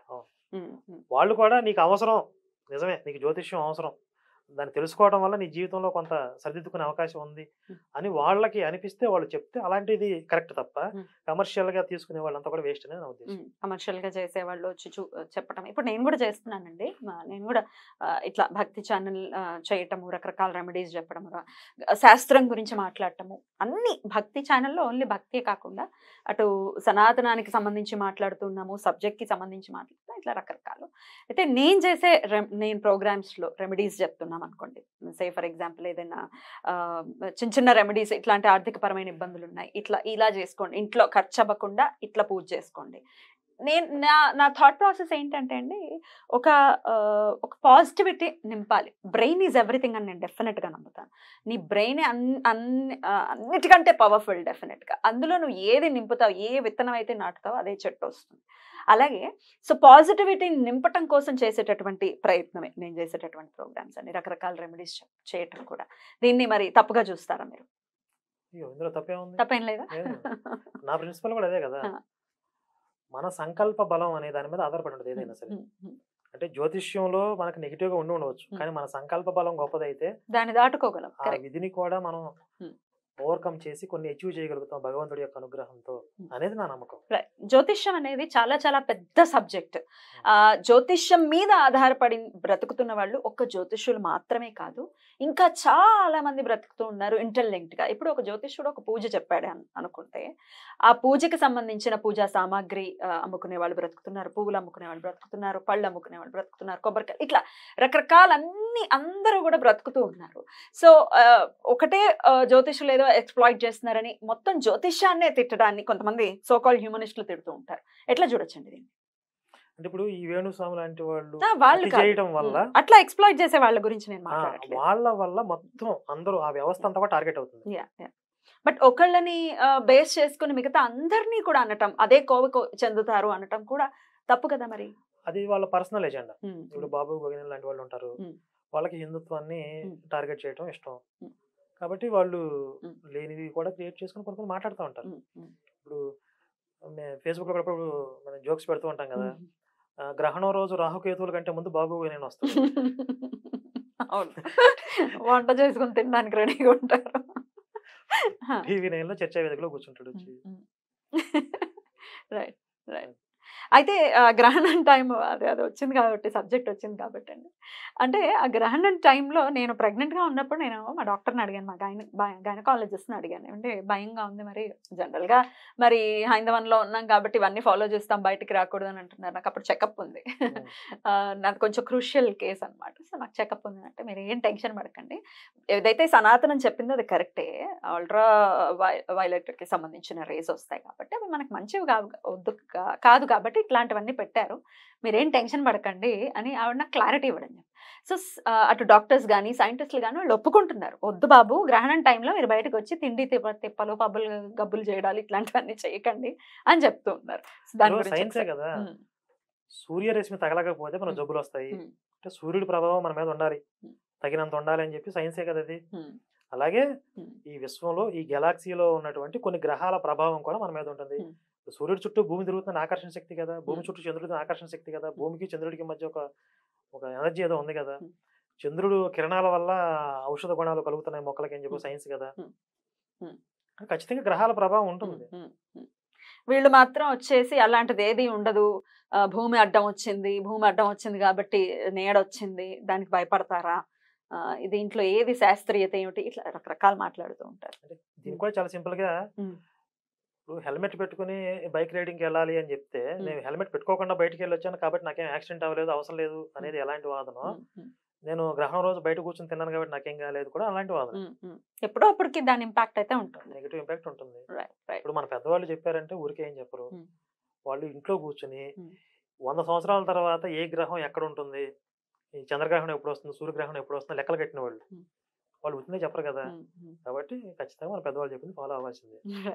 ఇప్పుడు కొంతమంది పాస్టర్లు, ఈ మధ్య ఒక పాస్టర్ అన్నాడు అనమాట, గ్రహణం రోజు దేవాలయాలన్నీ మూసేస్తారు, మా చర్చిలు మూసేయట్లేదు, మా చర్చిలే పవర్ఫుల్ అన్నాడు. మీరేమన్నారు మరి? గవర్నమెంట్ ఆఫీసులు కూడా మూసేయారు గ్రహణం రోజు, అంటే అక్కడ ఎలాంటి ఎనర్జీ ఉండదు, కాస్మిక్ ఎనర్జీ ఉండదు చర్చిల్లో కానీ గవర్నమెంట్ ఆఫీసులో, కానీ ఈ అంతా కూడా పవర్ సెంటర్స్, దేవాలయాలు, యంత్రాలు ఉంటాయి, అక్కడ శక్తి యంత్రాలు ఉంటాయి. ఆ శంకుస్థాపన రోజే, ప్రతిష్టాపన రోజే శక్తి యంత్రాలు పెడతారు, ఒక కాస్మిక్ ఎనర్జీ ఉంటుంది, ధ్వజస్తంభం ఉంటుంది. కాబట్టి అక్కడ నెగిటివ్ ఫోర్సెస్ ఏవి కూడా దానికి దీనికి వచ్చేటట్టు ఉపద్రవాలు లేకుండా దేవాలయాలను ఆ రోజు మూసి ఉంచుతారు. ఈ ఎనర్జీ ఇప్పుడు ట్రాన్స్ఫార్మర్ పేలింది కాబట్టి జాగ్రత్తలు తీసుకుంటారు, ఇది పేలది దగ్గర కరెంట్ లేదు, power line wire switch off చేస్తే ఏంటి, ఆన్ చేస్తే ఏంటి, మూస్తే ఏంటి తీస్తే ఏంటి, అమ్మో ఎట్లా అండి దండయాత్ర నెక్స్ట్ లెవెల్లో జరుగుతుంది మీది. ఎట్లా రకరకాల బెదిరింపులు వస్తూ ఉన్నాయి, రకరకాల మీరు చాలా ఫన్ క్రియేట్ చేస్తూ ఉంటారు. అటు దాన్ని చక్కగా అర్థం చేయించే ప్రయత్నంలో భాగంగానే ఫన్ కూడా చాలా క్రియేట్ చేస్తూ ఉంటారు. ఎట్లాంటి ఎన్ని కాల్స్ వస్తూ ఉంటాయి ఇట్లాంటి పాస్టర్స్ నుంచి ఆన్ అన్ యావరేజ్ మీకు? ఈ మధ్య తగ్గించారు. అంతకు ముందు అయితే బాగా రెగ్యులర్ గా ఫోన్ చేసి బెదిరించడం లేకపోతే ఏదో మాట్లాడి ట్రై చేసేవాళ్ళు. ఇప్పుడు రికార్డ్ చేసి ఛానల్ పెట్టేస్తున్నాం కాబట్టి భయపడుతున్నారు. ఎందుకు వచ్చింది ఎరుపుష్పాలు అయిపోతున్నాయి. ఇప్పుడు నేనేమి దాక్కుని రహస్యంగా ఉండి చేయట్లేదు కదా. ఎవడైనా మాట్లాడి ఉంటామంటే మనం చెప్తున్నాం, మాకెవడు రావట్లేదురా బాబు అని మొత్తుకుంటున్నాం. ఇప్పుడు మీ బైబిల్లో సత్యం ఉంటే, మీ బైబిల్ సమాజానికి పనికొస్తుందంటే, మీ యేసు గొప్పవాడైతే రండి మాట్లాడదాం, రుజువు చేయండి. రావట్లేదు ఎవరు. ఇప్పుడు బైబిల్ తరగతులు చేస్తున్నాం, ఒక్క ఎపిసోడ్ తప్పని రుజువు చేయండి అంటే రావట్లేదు. బైబిల్లో ఉన్న చదివి ఇది కదా అర్థం, మరి ఇది కరెక్ట్ అని అడుగుతున్నాం. అసలు ఆ వాక్యం బైబిల్లో లేదు, దానికి అర్థం కాదని ఎవరైనా చెప్పాలి కదా. ఎవరు రాడు ఎందుకని? ఎవరు రావట్లేదు. రైట్ అండి. సో మీరు మీ ఫేస్బుక్ లోనే పెట్టారు, దాని నుంచి వచ్చిన ఎక్స్ట్రాక్ట్ చేసినటువంటి క్వశ్చన్ ఇది. సో నేను ఏదైనా రాజకీయ పార్టీ గురించి మాట్లాడితే వెంటనే నాకు ఏదో ఒక పార్టీతో నన్ను లింక్ చేసి మాట్లాడేస్తున్నారు. తిక్కరేగితే నేను కూడా పొలిటికల్ పార్టీని పెడతాను, నన్ను గోకడం కాదు నేనే గోకుతాను రక్తాలు వచ్చేలాగా అని మీరు అనడం జరిగింది. ఏంటి పొలిటికల్ యాంగిల్ ఏమైనా ఉందా మీలో? అంటే అది ఎలా, ఆ సమయం ఏంటి అంటే కొంతమంది పాపం ఇప్పుడు హిందుత్వం ఆధారంగా మనం రాజకీయాల గురించి మాట్లాడతాం. అది వాళ్ళ అభిమాన నాయకుడికి అభిమాన పార్టీకి వ్యతిరేకంగా ఉండొచ్చు. మరి అభిమాన నాయకుడు హిందుత్వం వ్యతిరేకంగా మాట్లాడితే మనం ఆటోమేటిక్గా మాట్లాడతాం. నువ్వు మా అభిమాన పార్టీకి వ్యతిరేకివి, నువ్వు ముసుగు దొంగగా మాట్లాడతావు. అసలు నీకు రాజకీయాల గురించి మాట్లాడే అర్హత లేదు, రాజకీయాల గురించి నీకెందుకు, నువ్వు హిందుత్వం గురించే మాట్లాడు అంటాడు. నా తిక్కరగిందని పార్టీ పెడతాను, లేకపోతే ఫుల్ టైం పాలిటిక్స్లోకి వచ్చేస్తానని చెప్పాను అనమాట. ఇప్పుడు రాజకీయాలని వేరు చేసి హిందుత్వాన్ని రక్షించలేం. రాజకీయ నిర్ణయాలు కూడా ప్రభావితం చేస్తున్నాయి కదా హిందుత్వాన్ని. ఇప్పుడు దేవాదాయ శాఖ ఎవరు నిర్వహిస్తున్నారు? ప్రభుత్వం నిర్వహిస్తున్నారు. మరి దేవాదాయ శాఖని ప్రభుత్వ అజమాయిషి నుంచి విడిపించాలని ఒక డిమాండ్ ఉంది. ఇలా విడిపిస్తాము అని చెప్పి ఒక పార్టీ ఏదైనా మేనిఫెస్టోలో పెట్టాలి కదా. అంటే రాజకీయ నిర్ణయం కదా అది. కరెక్ట్. ఇప్పుడు హిందూ ఓటు బ్యాంక్ నిర్మాణం జరగాలి, హిందూ డిమాండ్లు ఏంటనేది వాళ్ళకి అర్థం కావాలి. ప్రభుత్వాలు లేకపోతే పార్టీలు వాళ్ళ మేనిఫెస్టోల్లో ఎజెండాల్లో హిందుత్వానికి అనుగుణంగా హిందుత్వ సంక్షేమం గురించి మాట్లాడాలి. రాజకీయ నిర్ణయాలు ప్రభావితం చేస్తాయి కదా హిందుత్వాన్ని. ఒక హిందూ లీడరో లేకపోతే హిందూ సంస్థ ప్రతినిధిగానే రాజకీయాల గురించి మాట్లాడాలి తప్పనిసరిగా. ప్రతిసారి కలగజేసుకుని మాట్లాడే అవసరం మాట్లాడాలి. అలా మాట్లాడే రైట్స్ మాట్లాడాల్సిన అవసరం నాకు ఉన్నాయి. దాన్ని ఎవడైనా తప్పు అంటే అసలు ఫుల్ టైం నేను వస్తా. నేను వచ్చిన తర్వాత మామూలుగా ఉండదు, ఆషామాషిగా ఉండదు అంటున్నారు. తప్పని మరి వస్తారా, పెడతారా పార్టీ? ఇక్కడ ఒక్కటే టర్మ్స్ అండ్ కండిషన్స్ ఏంటంటే తప్పనిసరి అయితే ఏదైనా సరే ఇప్పుడు హిందుత్వం కోసం జీవితం అంకితం, ఇది క్లియర్ కదా. దానికోసం అవసరం అయితే రాజకీయాలు అవసరం అయితే అక్కడికి వస్తానంటున్నా. వచ్చిన తర్వాత ఫుల్ పేజ్ లో పనిచేస్తాను. ఒకవేళ వస్తే ఏముంటుందండి, పార్టీ పేరు ఏముంటుంది? అయ్యో పార్టీ పెడతానని కాదు, ఏదో పార్టీలో జాయిన్ అవ్వచ్చు. అలా అని పార్టీలో జాయిన్ అవ్వాలంటే అప్పుడు ఏ పార్టీకి వెళ్తారు? తెలీదండి. ఆబ్వియస్ గా ఇంకే పార్టీలోకి వెళ్తారు? అనుకోలేదు అసలు. అంటే ఇప్పుడు రావాలని డిసైడ్ అయిన తర్వాత అప్పుడు ఇంకా డెసిషన్ ఇంకా అవ్వలేదు, ఇంకా రావాలి అనే నిర్ణయానికి పూర్తిగా రాలేదు కదా. అవసరం సందర్భం వచ్చినప్పుడు సిచ్యువేషన్ మాట్లాడదాం. అసలు మీ డే ఎలా ఉంటుందండి, ఎలా గడుస్తుంది మీ డే, ఏం చేస్తుంటారు? సింపుల్ గా చెప్పాలంటే అసలు ఎప్పుడు తెల్లారుతుంది ఎప్పుడు చేరబడుతుంది అర్థం కావట్లేదు. చిటికేస్తే అయిపోతుంది. ఏం చేస్తారు అసలు మీరు?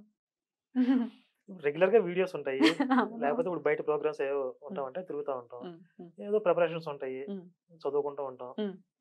సర్వైవింగ్ ఎలాగా? నేను ఫుల్ టైం శివశక్తేనండి, ఇక్కడ నుంచి గౌరవ వేతనం. ఓకే, ఎంత ఎంత సంపాదిస్తారు చెప్తారా? నా పేరు మీద ఆస్తులు మీరు తీసేసుకోండి. ఓకే, ఆయన లేవన్నమాట, ఉంటే ఎందుకంటారు? అంటే ఆ మధ్య ఆవిడ ఎవరో చెప్పారులే, తెనాల్లో 5 ఎకరాల పొలం కొన్నాడు, నాకు తెలియకుండా నా డాక్యుమెంట్స్ ఎక్కడ ఉన్నాయి అనిపించింది. అదే తీసుకొస్తే మొత్తం అవి కూడా శివశక్తికి ఇచ్చేస్తాను అన్న. అట్లా నాకు తెలియకుండా అక్కడ నా ఆస్తులు ఉన్నాయేమో, ఒకవేళ ఉంటే మీరు తీసేసుకోండి అంటున్నా. ఓకే, సంపాదించిన తర్వాత ఇచ్చేయండి. రైట్. చాలా కూల్ గానే ఉన్నారు మీరు, చాలా చక్కగా నవ్వుతూ కూల్ గానే ఉన్నారు. ఒకేసారి కత్తి పద్మారావు వీడియోలోనే మీ బీపీ ఏంటో బయటపడింది. ఇలానే కూల్ గా ఉంటారా, ఎట్లా ఉంటారు మీరు? అంటే కోపం నేను మూడిస్ట్ అనుకోండి, రకరకాలుగా ఉంటది. మూడిష్టా మీరు? అంటే ఒక్కొక్క మూడ్ ఒక్కొక్క రకంగా ఉంటది. ఓకే. అంత మూడ్ స్వింగ్స్ రావడానికి ఎందుకు ఎందుకు వస్తాయండి మూడ్ స్వింగ్స్? అంటే బ్రెయిన్ లో చాలా విషయాలు రన్ అవుతా ఉంటాయి కదా. ఏదో రన్ అవుతున్నప్పుడు ఎవరో వచ్చి సమయం సందర్భం లేకుండా ఏదో మాట్లాడనుకోండి, చికాకు వస్తుంది కదా. అట్లా అంటే నా బ్రెయిన్ లో రన్ అయ్యే వాళ్ళకి తెలియదు కదా పాపం. అందుకని మనుషులు దూరంగా ఉంటాను సాధ్యమైనంత వరకు. ఓకే. పెళ్లికి దూరంగా ఉండడం మంచిదే అయితే. రైట్. అయితే అటాక్స్ ఏమైనా జరిగాయా మీ మీద? ఇప్పటి వరకు అయితే ఏం జరగలేదు, ఇక ముందు కూడా జరగకపోవచ్చు. ఒకవేళ జరిగితే మొత్తం కంప్లీట్ గా ఏసైడ్ అని చూస్తారు తప్ప చిన్న చిన్న అటాక్స్ అయితే చేయరు. ఎందుకంటే అలా జరిగిందంటే ఇప్పుడు నేను ఉన్నదానికి డబల్ అయ్యి రెండింతలు అయింది. అంటే నాకు వచ్చే సపోర్ట్ కానీ నా స్ట్రెంగ్త్ కానీ పెరిగిపోతుంది. కాబట్టి ఇప్పుడు వాళ్ళు అటాక్స్ చేసే స్టేజ్ దాటేసాను అనుకుంటున్నాను నేను. అంటే మహా అయితే నా క్యారెక్టర్ ని డిఫేమ్ చేయడానికి ఆబ్వియస్‌గా ఇలాంటివి ఏదైనా ట్రై చేయొచ్చు, ఏదైనా హనీ ట్రాపుల్ చేయొచ్చు, అలాంటివి. దిక్కుమాల హైకోర్టు చేసేస్తలేదు. సో హనీ ట్రాప్లు ఏమైనా చేస్తే చెయ్యొచ్చు అంతేనా? మరి పూర్తిగా వేసేస్తారని మీరు అంటున్నారు. దాని వల్ల కూడా ఇంకెక్కువ నష్టం జరిగింది వాళ్ళకి. ఎలా? రాష్ట్రం మొత్తం విగ్రహాలు పెడతారు. మీకు జరుగుతుంది కదండి, నా ఫిలాసఫీ మీరు కదా. కాదు కాదు, ఇప్పుడు మనం బ్రతికి ఉండి సాధించేదానికంటే నన్ను వాళ్ళు ఇలా అర్ధాంతరంగా ఏదైనా చేసి నష్టపోయేది ఎక్కువ వాళ్ళు. ఇప్పుడు నేను ఏదైతే చెప్పదలుచుకున్నానో చాలా బలంగా కొన్ని తరాల పాటు ఉండిపోద్ది. నేను రాసిన పుస్తకాలు కావచ్చు, నా ఫిలాసఫీ కావచ్చు, నా మాటలు కావచ్చు, చాలా 100 రెట్లు ప్రభావవంతంగా మారిపోతాయి. నా మీద పాటలు పాడతారు, ఒక మూమెంట్ ఒక ఉద్యమం తయారవుతుంది. విగ్రహాలు పెడతారు, నాలాంటి వాళ్ళు 100 మంది తయారవుతారు, 1000 మంది తయారవుతారు. ఇప్పుడు నేను రక్త బీజులు అండి, నా రక్తం ఎలా పెడితే అక్కడి నుంచి 100 మంది పుడతారు. అమ్మ బాబోయ్, పోలిక బాలేదు కానీ మీలో పుట్టడమే కావాలి. అంటే పాస్టర్లకి రక్త బీజులు అండి. కాబట్టి వాళ్ళకి మిగిలిన ఒకే ఒక ఆప్షన్ ఏంటంటే నా క్యారెక్టర్ ని అసాసినేట్ చేసే విధంగా ఏదైనా ప్రయత్నించడం. అట్లాంటివి ఏమైనా జరిగాయా? ఎవరైనా అమ్మాయిలు? ఒకటి రెండు. ఏం జరిగాయి చెప్తారా నాకు? మొన్న ఈ మధ్య హనీ ట్రాప్ జరిగిందా మీ మీద? రీసెంట్ గా రాధా మనోహర్ గారికి కాల్ చేసిన ఒక అమ్మాయి, కాల్ రికార్డు ఉన్నారు కదా, అది అమ్మాయి అబ్బాయి అర్థం కదా, సేమ్ అలాంటి వాయిస్ తో నాకు కాల్ చేసింది. నేను హైదరాబాద్ లోనే ఉంటాను, మా అమ్మ నాన్న అమెరికాలో ఉంటారు, నేను సింగిల్ గా ఉంటాను, మీరు పెళ్లి ఎందుకు చేసుకోలేదు, ఏంటి మీ వాయిస్ తేడాగా ఉంది ఏంటి అన్న. తేడాగా అంటే ఎలాగంటే ఒక క్రిస్టియన్ వాయిస్ లాగా ఉందన్న. అంటే క్రిస్టియన్ వాయిస్ కూడా తేడాగా ఉంటుందా? మీరు కనిపెట్టేస్తారా? నాకు అర్థం అవుతుందని చెప్పాను. అంటే నాకు ముందే అర్థమైపోయింది. ఇప్పుడు నేను కొన్ని 100 మందితో మాట్లాడుతూ ఉంటాను, ఫస్ట్ 2 minutes లో ఇది ఫేక్ విషయం నాకు అర్థమైపోతుంది. ఎలా కనిపెడతారు చెప్పండి? అంటే నాకు కొన్ని మేటర్స్ ఉంటాయి.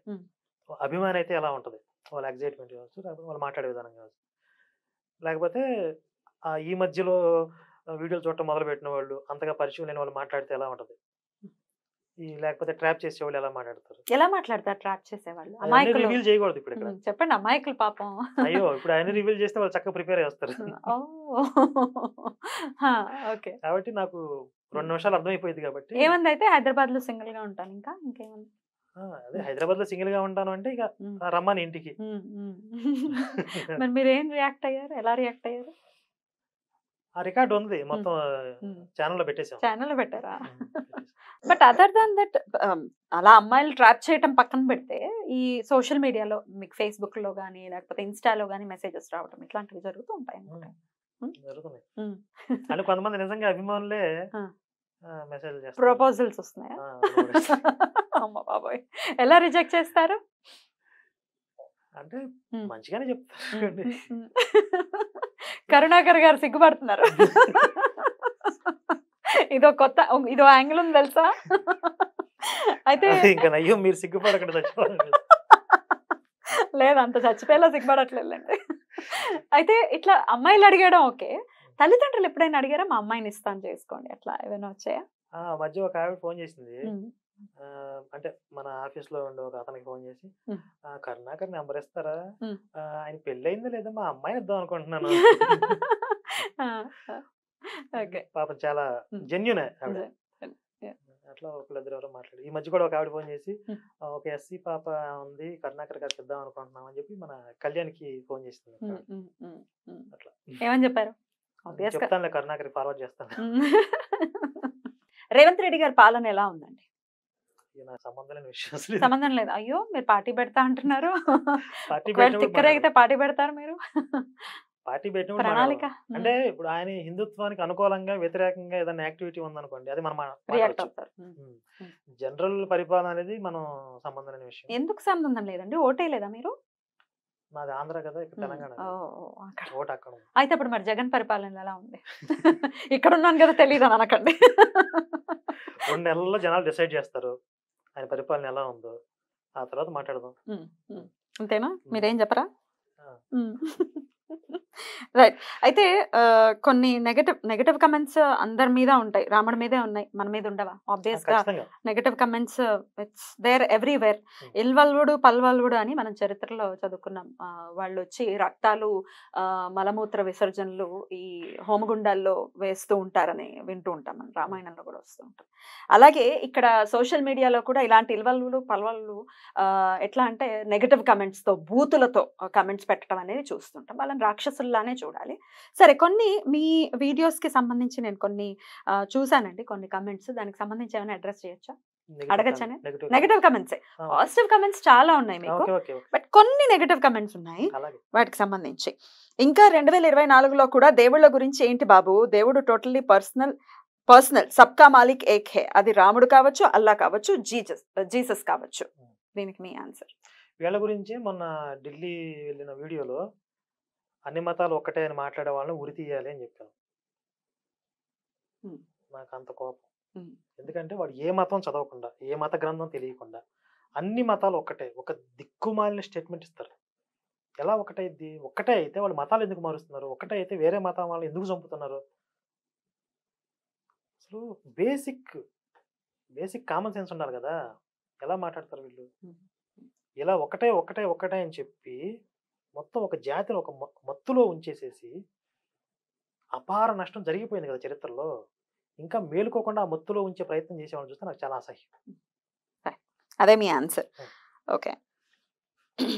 ఒక ఆయన దళితుల్లారా మేల్కోండి, మన దళితులకు జరిగిన అన్యాయాన్ని తెలుసుకుని హిందూయిజాన్ని తీసేయండి, మన భవిష్యత్తు తరాలకు బాట చూపించండి, వాళ్ళని కన్నందుకు ఆస్తులు ఇవ్వకపోయినా బానిసత్వాన్ని మాత్రం ఇవ్వకండి, మేల్కోండి దళితుల్లారా, నా ప్రియ దళితుల్లారా. నేను చెప్పేది అదే, బానిసత్వాన్ని వదిలిపెట్టేయండి. మీరు చర్చిల్లో పాస్టర్లకి బానిసల్లా పడి ఉండాల్సిన అవసరం లేదు. హిందుత్వంలో దేవాలయాల్లో దళిత భక్తులని గౌరవించుకున్న సంస్కృతి హిందుత్వం అనేది. ఉపాలయాలు కట్టి ఆళ్వార్లు నాయనార్లు అని చెప్పి వాళ్ళు రాసిన పాటల్ని, వాళ్ళు పాడిన పాటల్ని వేదంతో సమానంగా గౌరవించుకున్నటువంటి సంస్కృతి. ఇప్పుడు కన్నప్ప కానీ, శబరి కానీ, గుహుడు కానీ, వీళ్ళందరూ మరి ఎవరు? సాక్షాత్తుగా భగవంతుడే వాళ్ళని దగ్గర తీసుకున్నాడు. ఇంకా ఏ బ్రాహ్మణుడికి లేనంత అవకాశం మరి వాళ్ళకే దక్కింది. అంటరానితనాన్ని చూపించి ఎప్పుడు అదే చూపిస్తూ ఉంటారు. ఇంకెప్పటికీ అదే చూపిస్తూ ఉంటారేమో. అప్పట్లో ఇలా అంటరానితనం ఉండేది, మమ్మల్ని ముట్టుకోనివ్వరు, మమ్మల్ని రానివ్వరు, గర్భాలయంలోకి మమ్మల్ని రానివ్వరు. ఇట్లా సాంఘికంగా ఉన్నటువంటి పరిస్థితుల వల్ల సాంఘిక దురాచారాలు అనొచ్చు, ఆ పరిస్థితులలో ఏర్పడినాయి అవన్నీ. దానికి నష్టపరిహారంగానే రాజ్యాంగంలో రిజర్వేషన్స్ పెట్టారు. సాంఘికంగా వచ్చిన దురాచారాలకి సాంఘికంగానే వాళ్ళకి కొన్ని వెసులుబాట్లు కల్పించారు. దానికి ధర్మానికి విడిపెట్టాల్సిన అవసరం లేదు కదా. కరెక్ట్. అయితే గర్భాలయంలోకి రానివ్వరు, బ్రాహ్మణులే వెళ్తారు గర్భాలయంలోకి, అలా ముట్టుకొనివ్వరు, లేకపోతే ఇట్లా రకరకాలు. శివుణ్ణి అయితే జనరల్ గా అందరూ ముట్టుకుంటూ ఉంటారు, కానీ విష్ణువు దగ్గరికి వచ్చేసరికి గర్భాలయంలోకి ఎంట్రీ అనేది ఎవరికీ ఉండదు జనరల్ గా. సో దాన్ని ఇప్పటికీ చెప్తూ ఉంటారు, దాని ప్రస్తావన తీసుకొచ్చి. ఒకవేళ గర్భాలయంలోకి భక్తులకి ప్రవేశం లేదు అంటే కేవలం బ్రాహ్మణ భక్తులకు మాత్రం ప్రవేశం ఉందని కాదు కదా. వాళ్ళు బ్రాహ్మణులైనా ప్రవేశం ఉండదు, ఎవరైనా ప్రవేశం. అక్కడ నిత్యం ఎవరైతే వాళ్ళకి మాత్రమే ప్రవేశం. ఇప్పుడు నేను బ్రాహ్మణి అంటే నేను గర్భాలయానికి వెళ్తాను, వెళ్ళనివ్వరు, ఎవరిని వెళ్ళనివ్వరు. ఎట్లయితే ఒక ఆపరేషన్ థియేటర్ కి డాక్టర్ కి మాత్రమే ఎంట్రీ ఉంటుంది. పేషెంట్ కి భార్యనండి నేను వెళ్తానంటే నన్ను రానివ్వరు. సో అట్లనే గుడికి సంబంధించి కూడా కొంచెం లాజికల్ గా ఆలోచిస్తే ఆన్సర్స్ దొరుకుతాయి. ఇక సోది భలే చెప్తున్నారు మీరు సారీ అఫెండ్ అవ్వద్దు. సోది భలే చెప్తున్నారా మీరు? ఆ సోది వినడానికి వాడు పని కట్టుకుని వచ్చాడు. మరి అదే నిజం తెలుగు వాడి ఐడి పేరు. అంతేనా ఆన్సర్? నాకు చాలా మంది ఫోన్ చేసి చెప్పేది ఏంటంటే, ఒక్కసారి ఒక వీడియో చూడటం మొదలు పెట్టిన తర్వాత ఎడిక్ట్ అయిపోతారు. మీ వీడియోస్ మా చాలా మంది వీడియోలు పెట్టుకుని వింటూ వింటూ వింటూ నిద్రపోతారంట అలాగే. అలా అలవాటు అయిపోయారు. ఆవిడ సోది కదా, వ్యసనం అది. ఆడికి కూడా ఆ వ్యసనం అయ్యి వచ్చాడు. ఆ కమెంట్ పెట్టడానికి. ఓకే, ఇది మీరు అఫెండ్ అవ్వకండి, నేను వాడు పెట్టింది మాత్రమే చదువుతున్నాను. జాన్ పౌల్ మహేష్ అనే ఐడి నుంచి, అరే మిమ్మల్ని కుక్కలు కూడా పట్టించుకోవు, మీ ముఖాలు చూసుకోండి ఒక్కసారి, పక్కా దొంగల్లా ఉన్నారు, అందరూ హిందువుల్లారా, వీళ్ళు మీరు చేసే డబ్బులతో ఢిల్లీలో ఎంజాయ్ చేయడానికి వచ్చారు, నైట్ బాగా తాగి పొద్దున్నే రోడ్ల మీద తాగింది దిగేదాకా అరిచి వస్తారు అంతే, మీరు ₹1 కూడా ఇవ్వకండి, మద్దతు ఇవ్వకండి, డబ్బులు మాత్రమే ఇవ్వకండి. వీళ్ళకి తెలియదు ఏంటంటే వీళ్ళు ఇవ్వద్దు అంటే ఇంకో ₹10 ఎక్కువిస్తారు. వీళ్ళ కడుపు మంట ఏంటి అంటే ఆర్థికంగా వీళ్ళకి సపోర్ట్ చేస్తున్నారు. ఇది వాళ్ళకి డైజెస్ట్ కాని విషయం. ఇప్పుడు పాస్టర్లకు ఒక సిస్టమ్ ఉంది, విశ్వాసులు అందరూ 10% కట్టాలని చెప్పి. హిందువులకి ఎక్కడన్నా హిందూ ప్రచారాలు నిర్వహించే వాళ్ళకి, హిందూ ధర్మ ప్రచారకులకి, హిందూ సమాజం నుంచి ఇంత పర్సంటేజ్ తీసేవాళ్ళు ఎక్కడ సిస్టమ్ లేదు కదా. అసలు పౌరోహిత్యులకు కూడా ఇవ్వద్దు అని అంటారు కదా, అక్కడ పంతులు గారికి ఇవ్వద్దు, ఉండిలోనే వేయాలని అక్కడ బోర్డులు పెట్టారు. అసలు ఎలా ఇది సాధ్యం అవుతుంది? ధర్మ ప్రచారం పేరుతో లేకపోతే హిందూ సంస్థలు నిర్వహిస్తున్న వాళ్ళకి హిందూ సమాజం సపోర్ట్ చేయటం అనేది వీళ్ళకి అసలు డైజెస్ట్ కాని విషయం. దాని మీద కడుపు మంట వాళ్ళకి. వీళ్ళు ఏడ్చే కొద్దీ ఇంకెక్కువ సపోర్ట్ చేస్తారు. ఇది ఆల్రెడీ ప్రూవ్ అయింది. అవునా? ఇది ఇంకొకటి ఇట్లాంటిదే, గిరిధర్ అనే ఐడి నుంచి వచ్చింది. మాకు ముందే తెలుసు మీరు ఎంజాయ్ చేయడానికి మాత్రమే వెళ్తున్నారని, అక్కడ నుండి ఆగ్రా వెళ్ళి తాజ్మహల్ చూసి రండి, ఫోన్ పే నంబర్ అప్డేట్ చేస్తుండడం చేయండి, డబ్బులు వేస్తూనే ఉంటారు, ఎంజాయ్ చేయడానికి వెళ్ళారు అని అంటున్నారండి. ఎంజాయ్ చేయటం అంటే ఇప్పుడు మేము పబ్బులకో లేకపోతే బార్లకో వెళ్తే ఆ ఫోటోలు పెట్టమని చెప్పండి పోనీ. ఎట్లా అనేస్తారు అంత బ్లైండ్ గా? మేము వెళ్ళిన వీడియో అంతా పబ్లిక్ చేసి పెట్టాం, మేము చేసిన వర్క్ చూపించాం, దాన్ని నమ్మిన వాళ్ళు అర్థం చేసుకున్న వాళ్ళు మాకు సపోర్ట్ చేస్తారు, లేకపోతే లేదు. వీళ్ళకేంటి కడుపు మంట? ఎంజాయ్ చేయడానికి వెళ్ళారని ఎట్లా అంత బ్లైండ్ గా ఎట్లా మాట్లాడతారు? ఊరికే వాళ్ళు అలా మాట్లాడితే, అంటే ఇలా మాట్లాడుతూ ఉంటే నిజంగా ఎంజాయ్ చేస్తారా, నీకేం నొప్పి అని కూడా అంటారు మా వాళ్ళు. అవును, నిజమే, ఇదో పాయింట్ ఉంది తెలుసా. ఓకే, జంతర్ మంతర్ దగ్గర మంత్రగాళ్ళు అంటూ మిమ్మల్ని మంత్రగాళ్ళ కింద అభివర్ణిస్తున్నారు. నిజమే. మరి మంత్రగాడిని అనుకోండి పోనీ, ఇప్పుడు పాస్టర్ల వల నుండి తప్పిస్తున్నా కదా ఒక మంత్రం వేసి, మంత్రగాడిని సనాతన మంత్రం వేస్తున్నాం. ఓకే, కోట్ల దేవీ దేవతలు ఎలా వచ్చారా మీకు అంటూ ఒక సెన్స్లెస్ క్వశ్చన్ ఒకటి రేజ్ అయిందండి. దీనికి ఏదైనా ఆన్సర్ ఉందా? అంటే 3 మంది దేవతలు రావడం వల్ల వీడికి వచ్చిన కడుపు నొప్పి నాకు అర్థం కదా. ఇప్పుడు కోట్ల మంది దేవతలు ఉంటారు, నీకేం నష్టం ఏంటి? అయితే దేవతలు వేరు, దేవుడు వేరు. ఈశ్వరుడు ఒక్కడే, అనేక రూపాలు అవతారాలు తీసుకున్నాడు ఆయన. ఆయన పరివారం దేవతా సమూహాలు ఉంటాయి.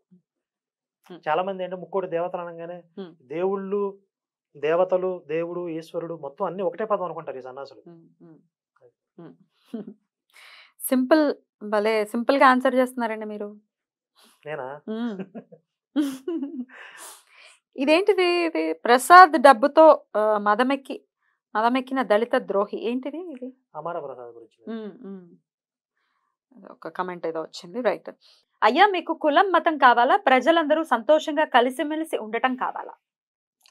ప్రజలందరూ కలిసిమెలిసి సంతోషంగా ఉండాలి అంటే ఈ దేశం హిందూ మెజారిటీగా ఉండాలి. నిజంగా ఇప్పుడు హిందూ మెజారిటీగా ఉండటం వల్లే కదా ఇక్కడ నుంచి ఏ ముస్లిమ్స్ పారిపోవట్లేదుగా పాకిస్తాన్కి. కానీ పాకిస్తాన్ నుంచి హిందువులు ఎందుకు పారిపోయేస్తున్నారు? ఇప్పుడు పాత బస్తీలో ఏ హిందూ అయినా ప్రశాంతంగా బ్రతకగలరు అక్కడికి వెళ్ళి.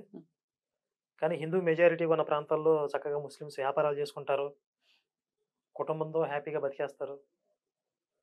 అంటే తోటి సమాజాన్ని, తోటి వ్యక్తులని కలుపుకొని బ్రతకగలిగేది కేవలం హిందుత్వమే అలాంటి సంస్కారాన్ని నేర్పిస్తుంది. కాబట్టి దేశంలో శాంతి సామరస్యం ఉండాలి అంటే, ప్రజలందరూ కలిసిమెలిసి జీవించాలంటే హిందుత్వం బలంగా ఉండాలి. అది మన పాయింట్. రైట్. మీ బ్రతుకు రణరంగమే, అందరినీ తిట్టుకోవటము, క్రిస్టియన్స్ అంతా నీకంతా భయం ఉండాలి. అర్థం కాదు. క్రిస్టియన్స్ అంటే నీకు అంత భయం ఉండాలి. నీ బ్రతుకంతా రణరంగమే, అందరినీ తిట్టుకోవటము. క్రిస్టియన్స్ అంటే నీకు అంత భయం ఉండాలి. క్రిస్టియన్స్ అంటే భయం. నేను ఎక్కడ చెప్పాను? ఇప్పుడు పాస్టర్ని వేసుకోవడం సరదా నాకు. ఈయనకు భయం ఏంట్రా నాయన, నువ్వు నిజంగానే సన్నాసివి. అడవిలో మృగరాజు వేటకి వెళ్ళినట్టు అప్పుడప్పుడు సరదాగా పాస్టల్ వీడియోలు చూసి కౌంటర్లు వేసుకుంటా ఉంటాను నేను. నాకేం భయం. రైట్. ఇంకొకడు ఇది నిజంగా కామెడీ కామెంట్ అండి ఇది. మీరు దళితుల వెంట్రుకు కూడా పీకలేరు. పీకుతామని మేము ఎప్పుడు చెప్పాము? అసలు నాకు అవసరం ఉంది, ఆడికి ఏమైనా అవసరం అయితే పీక్కోమనండి, ఆడికి ఏ అవసరం అయితే అది పీక్కోమనండి, నాకెందుకు? ఆన్సర్ వచ్చింది నీకు. Okay okay. వీళ్ళు అంబేద్కర్ రాజ్యాంగం రాసిండు అని రాజ్యాంగాన్ని తప్పుదారి పట్టిస్తే భవిష్యత్తులో అంబేద్కర్ పేరు నిషేధించే రోజు రావచ్చు అని ఒకళ్ళు కమెంట్ పెట్టారండి. అంటే అది అంబేద్కరిస్టులకి వేసిన కౌంటర్ అతను. పాజిటివ్ కమెంట్ లేదు, పాజిటివ్ కమెంటే. అర్థమైంది. అంటే అంబేద్కరిస్టుల పేరుతో కొంతమంది అతి చేస్తున్నారు, వాళ్ళకి వేసిన కామెంట్ ఆయన. సెటైర్. ఇది ఒక్కసారి ఖచ్చితంగా దీని గురించి మాట్లాడాలి. రామాయణం గురించి అయిన భార్యను రక్షించుకోవటానికి మనుషులతో దేవుడు చేసిన యుద్ధం, రక్తపాతం. రామాయణం రాజ్యాల గురించి అన్నదమ్ముల మధ్య యుద్ధమా? యుద్ధము, రక్తపాతం. దేవుళ్ళని చూసి మానవులు నేర్చుకోవటానికి ఇందులో మంచి మానవత్వం ఏముందిరా బాయ్, అంతా రక్తపాతమే. ఏమిటండి వీడు ఏమిటంటున్నాడు అసలు? అంటే రామాయణం నుంచి నేర్చుకోవడానికి ఏముంది అని వాడి బాధ, వాడి కడుపు అంట. అసలు రామాయణంలో అన్నదమ్ములు కొట్టుకున్నారా? అంటే వాలి సుగ్రీవులు, రావణాసురుడు, విభీషణుడు, వాళ్ళు కూడా అన్నదమ్ములే కదా. అదంతా అయితే ఇక్కడ మనం చెప్పాల్సింది ఏంటి అంటే, రామాయణాన్ని ఆదర్శంగా తీసుకున్న భారత జాతి మొత్తం ప్రపంచానికి ఆదర్శవంతం అయింది. ఇక్కడ కుటుంబ వ్యవస్థ కానీ, బంధాలు కానీ, ఇవన్నీ ఎక్కడ బలంగా ఉన్నాయి? భారతదేశంలో కదా. వీళ్ళందరికీ ఆదర్శం ఏంటి? రామాయణమే కదా. మరి నీ నల్లట పుస్తకం తీసుకొచ్చి అందులో ఆదర్శాలు, విలువలు ఏం చూపిస్తా? చూపించడానికి. బడులు కడితే మేధావులు అవుతారు, గుడులు కడితే బిచ్చగాళ్ళు అవుతారు. Doctor B R Ambedkar. ఆయన చెప్పింది ఈయన కామెంట్ రూపంలో. ఆయన పేరుతో చాలా చలామణిలో ఉన్నాయి. సరే, ఆయన చెప్పాడు అనుకున్నా మనం యాజ్ ఇట్ ఈస్ గా గుడ్డిగా ఫాలో అవ్వాల్సిన అవసరం లేదు. విచక్షణతో మనం ఆలోచించాలి ఏది కరెక్టా కాదు. దేవాలయాలు అనేవి సమాజానికి గుండెకాయ లాంటివి. మొత్తం సమాజాన్ని ఒక కోఆర్డినేషన్ చేయడానికి, ఒక మనిషి యొక్క మానసిక స్థితిని బ్యాలెన్స్ చేయడానికి దేవాలయాలు చాలా అవసరం. అసలు దేవాలయాలు కరెక్ట్గా ఉంటే, తగినంత దేవాలయాలు నిర్వహణలో ఉంటే కనుక పోలీస్ స్టేషన్ అవసరం ఉండదు. రైట్ అండి. ఇట్లా నేను కొన్ని నేను అబ్జర్వ్ చేసినవి తీయటం జరిగింది. ఇట్లా పాజిటివ్ కమెంట్స్ అయితే చాలా ఉన్నాయి. జై శ్రీరామ్ అని స్టార్ట్ చేసి చాలా మిమ్మల్ని సపోర్ట్ చేసే వాళ్ళు చాలా మంది. వాళ్ళకి ఏమైనా మాట్లాడితే వాళ్ళకి ఏమైనా చెప్తారా? అయ్యో, వాళ్ళందరికీ ఇప్పుడు కృతజ్ఞున్నే. అంటే ప్రతిసారి మనం మన అభిమానాన్ని చెప్పుకోలేం కానీ కొన్నిసార్లు సందర్భంగా మా ఛానల్లో కూడా అంటే ఇప్పుడు మా ఇంట్లో వాళ్ళు లేకపోతే ఇంకెవరన్నా ఈ ఫ్యామిలీ లైఫ్ లేదు కదా, నీ పర్సనల్ లైఫ్ ఉండాలి కదా, నువ్వు కూడా కొంచెం ఎంజాయ్ చేయాలి కదా, ఇట్లాంటివి ఏమో చెప్తా ఉంటారు. ఎందుకు ఇవన్నీ కోల్పోతాం అని చెప్పి అంటూ ఉంటారు. అసలు ఇప్పుడు మన అభిమానులను చూస్తే నేను కోల్పోయిన చాలా చిన్న విషయం అనిపిస్తుంది. అంటే వాళ్ళ ప్రేమ, వాళ్ళ అభిమానం ముందు చిన్న చిన్న విషయాలుగా అనిపిస్తాయి ఇవన్నీ కూడా, పర్సనల్ మ్యాటర్స్ అన్నీ కూడా. అదే పెళ్లి వ్యవహారం అన్ని ఎంజాయ్మెంట్ ఏమో కానీ అదొక బాధ్యత, లేకపోతే ఒక వయసు అయిన తర్వాత ఒక తోడు అనేది దాని వెనకాల ఉన్న థాట్ ప్రాసెస్ ఇది కూడా. మరి ఎప్పుడైనా ఆలోచించలేదా ఒక వయసు అయిపోయిన తర్వాత తోడు అవసరమేమో, ఎవరైనా ఉండాలేమో మనకి, ఇట్లాంటి ఆలోచన ఎప్పుడు రాలేదా? ఇది కూడా మెంటల్ కండిషన్ మీద ఆధారపడి ఉంటుందండి. మనం మానసికంగా బలవంతులు అనుకోండి, ఎలాంటి తోడు లేకపోయినా హ్యాపీగా జీవిత పర్యంతం కూడా బ్రతికేయచ్చు. నిజం చెప్పాలంటే ఇప్పుడు నాకు పెళ్లి చేసుకుంటే చాలా డైవర్షన్ ఉంటుంది, చాలా ఎనర్జీ డ్రైన్ అయిపోతుంది, అంత సమయం నేను కేటాయించలేను. నేను ఒక 50-60 సంవత్సరాల వయసులో కూడా నా వర్క్ ఏంటి? Intellectual work. అంటే చరిత్రలో ఉన్నటువంటి కొన్ని విషయాలను వెలికి తీసి, లేకపోతే ఆధ్యాత్మిక గ్రంథాల్లో ఉన్న కొన్ని విషయాలను వెలికి తీసి అవి జనాలకు అర్థమయ్యేలాగా కమ్యూనికేట్ చేయటం. పుస్తకాలు రాయటం కావచ్చు, వీడియోల రూపంలో కావచ్చు, ఇంటలెక్చువల్ వర్క్. దీనికి చాలా సమయం పెట్టాలి. ఈ వయసు వరకే చేయాలి, తర్వాత చేయలేము అనడానికి ఏం లేదు. రిటైర్మెంట్ తర్వాత కూడా చేయగలిగిన పని ఇది. 60-70 సంవత్సరాల వయసులో కూడా బ్రెయిన్ వర్క్ చేస్తుంది కదా, అప్పుడు కూడా నాకు చేతి నిండా పని ఉంటుంది. ఆ తోడు చాలంటారా? కానీ మీ అమ్మ నాన్న బాధపడుతూ ఉంటారు కదా, మరి వాళ్ళ బాధకి ఏంటి ఆన్సర్? వాళ్ళకు కూడా భగవద్గీత బోధిస్తుంది, వాళ్ళు కూడా సెట్ అయిపోతారు.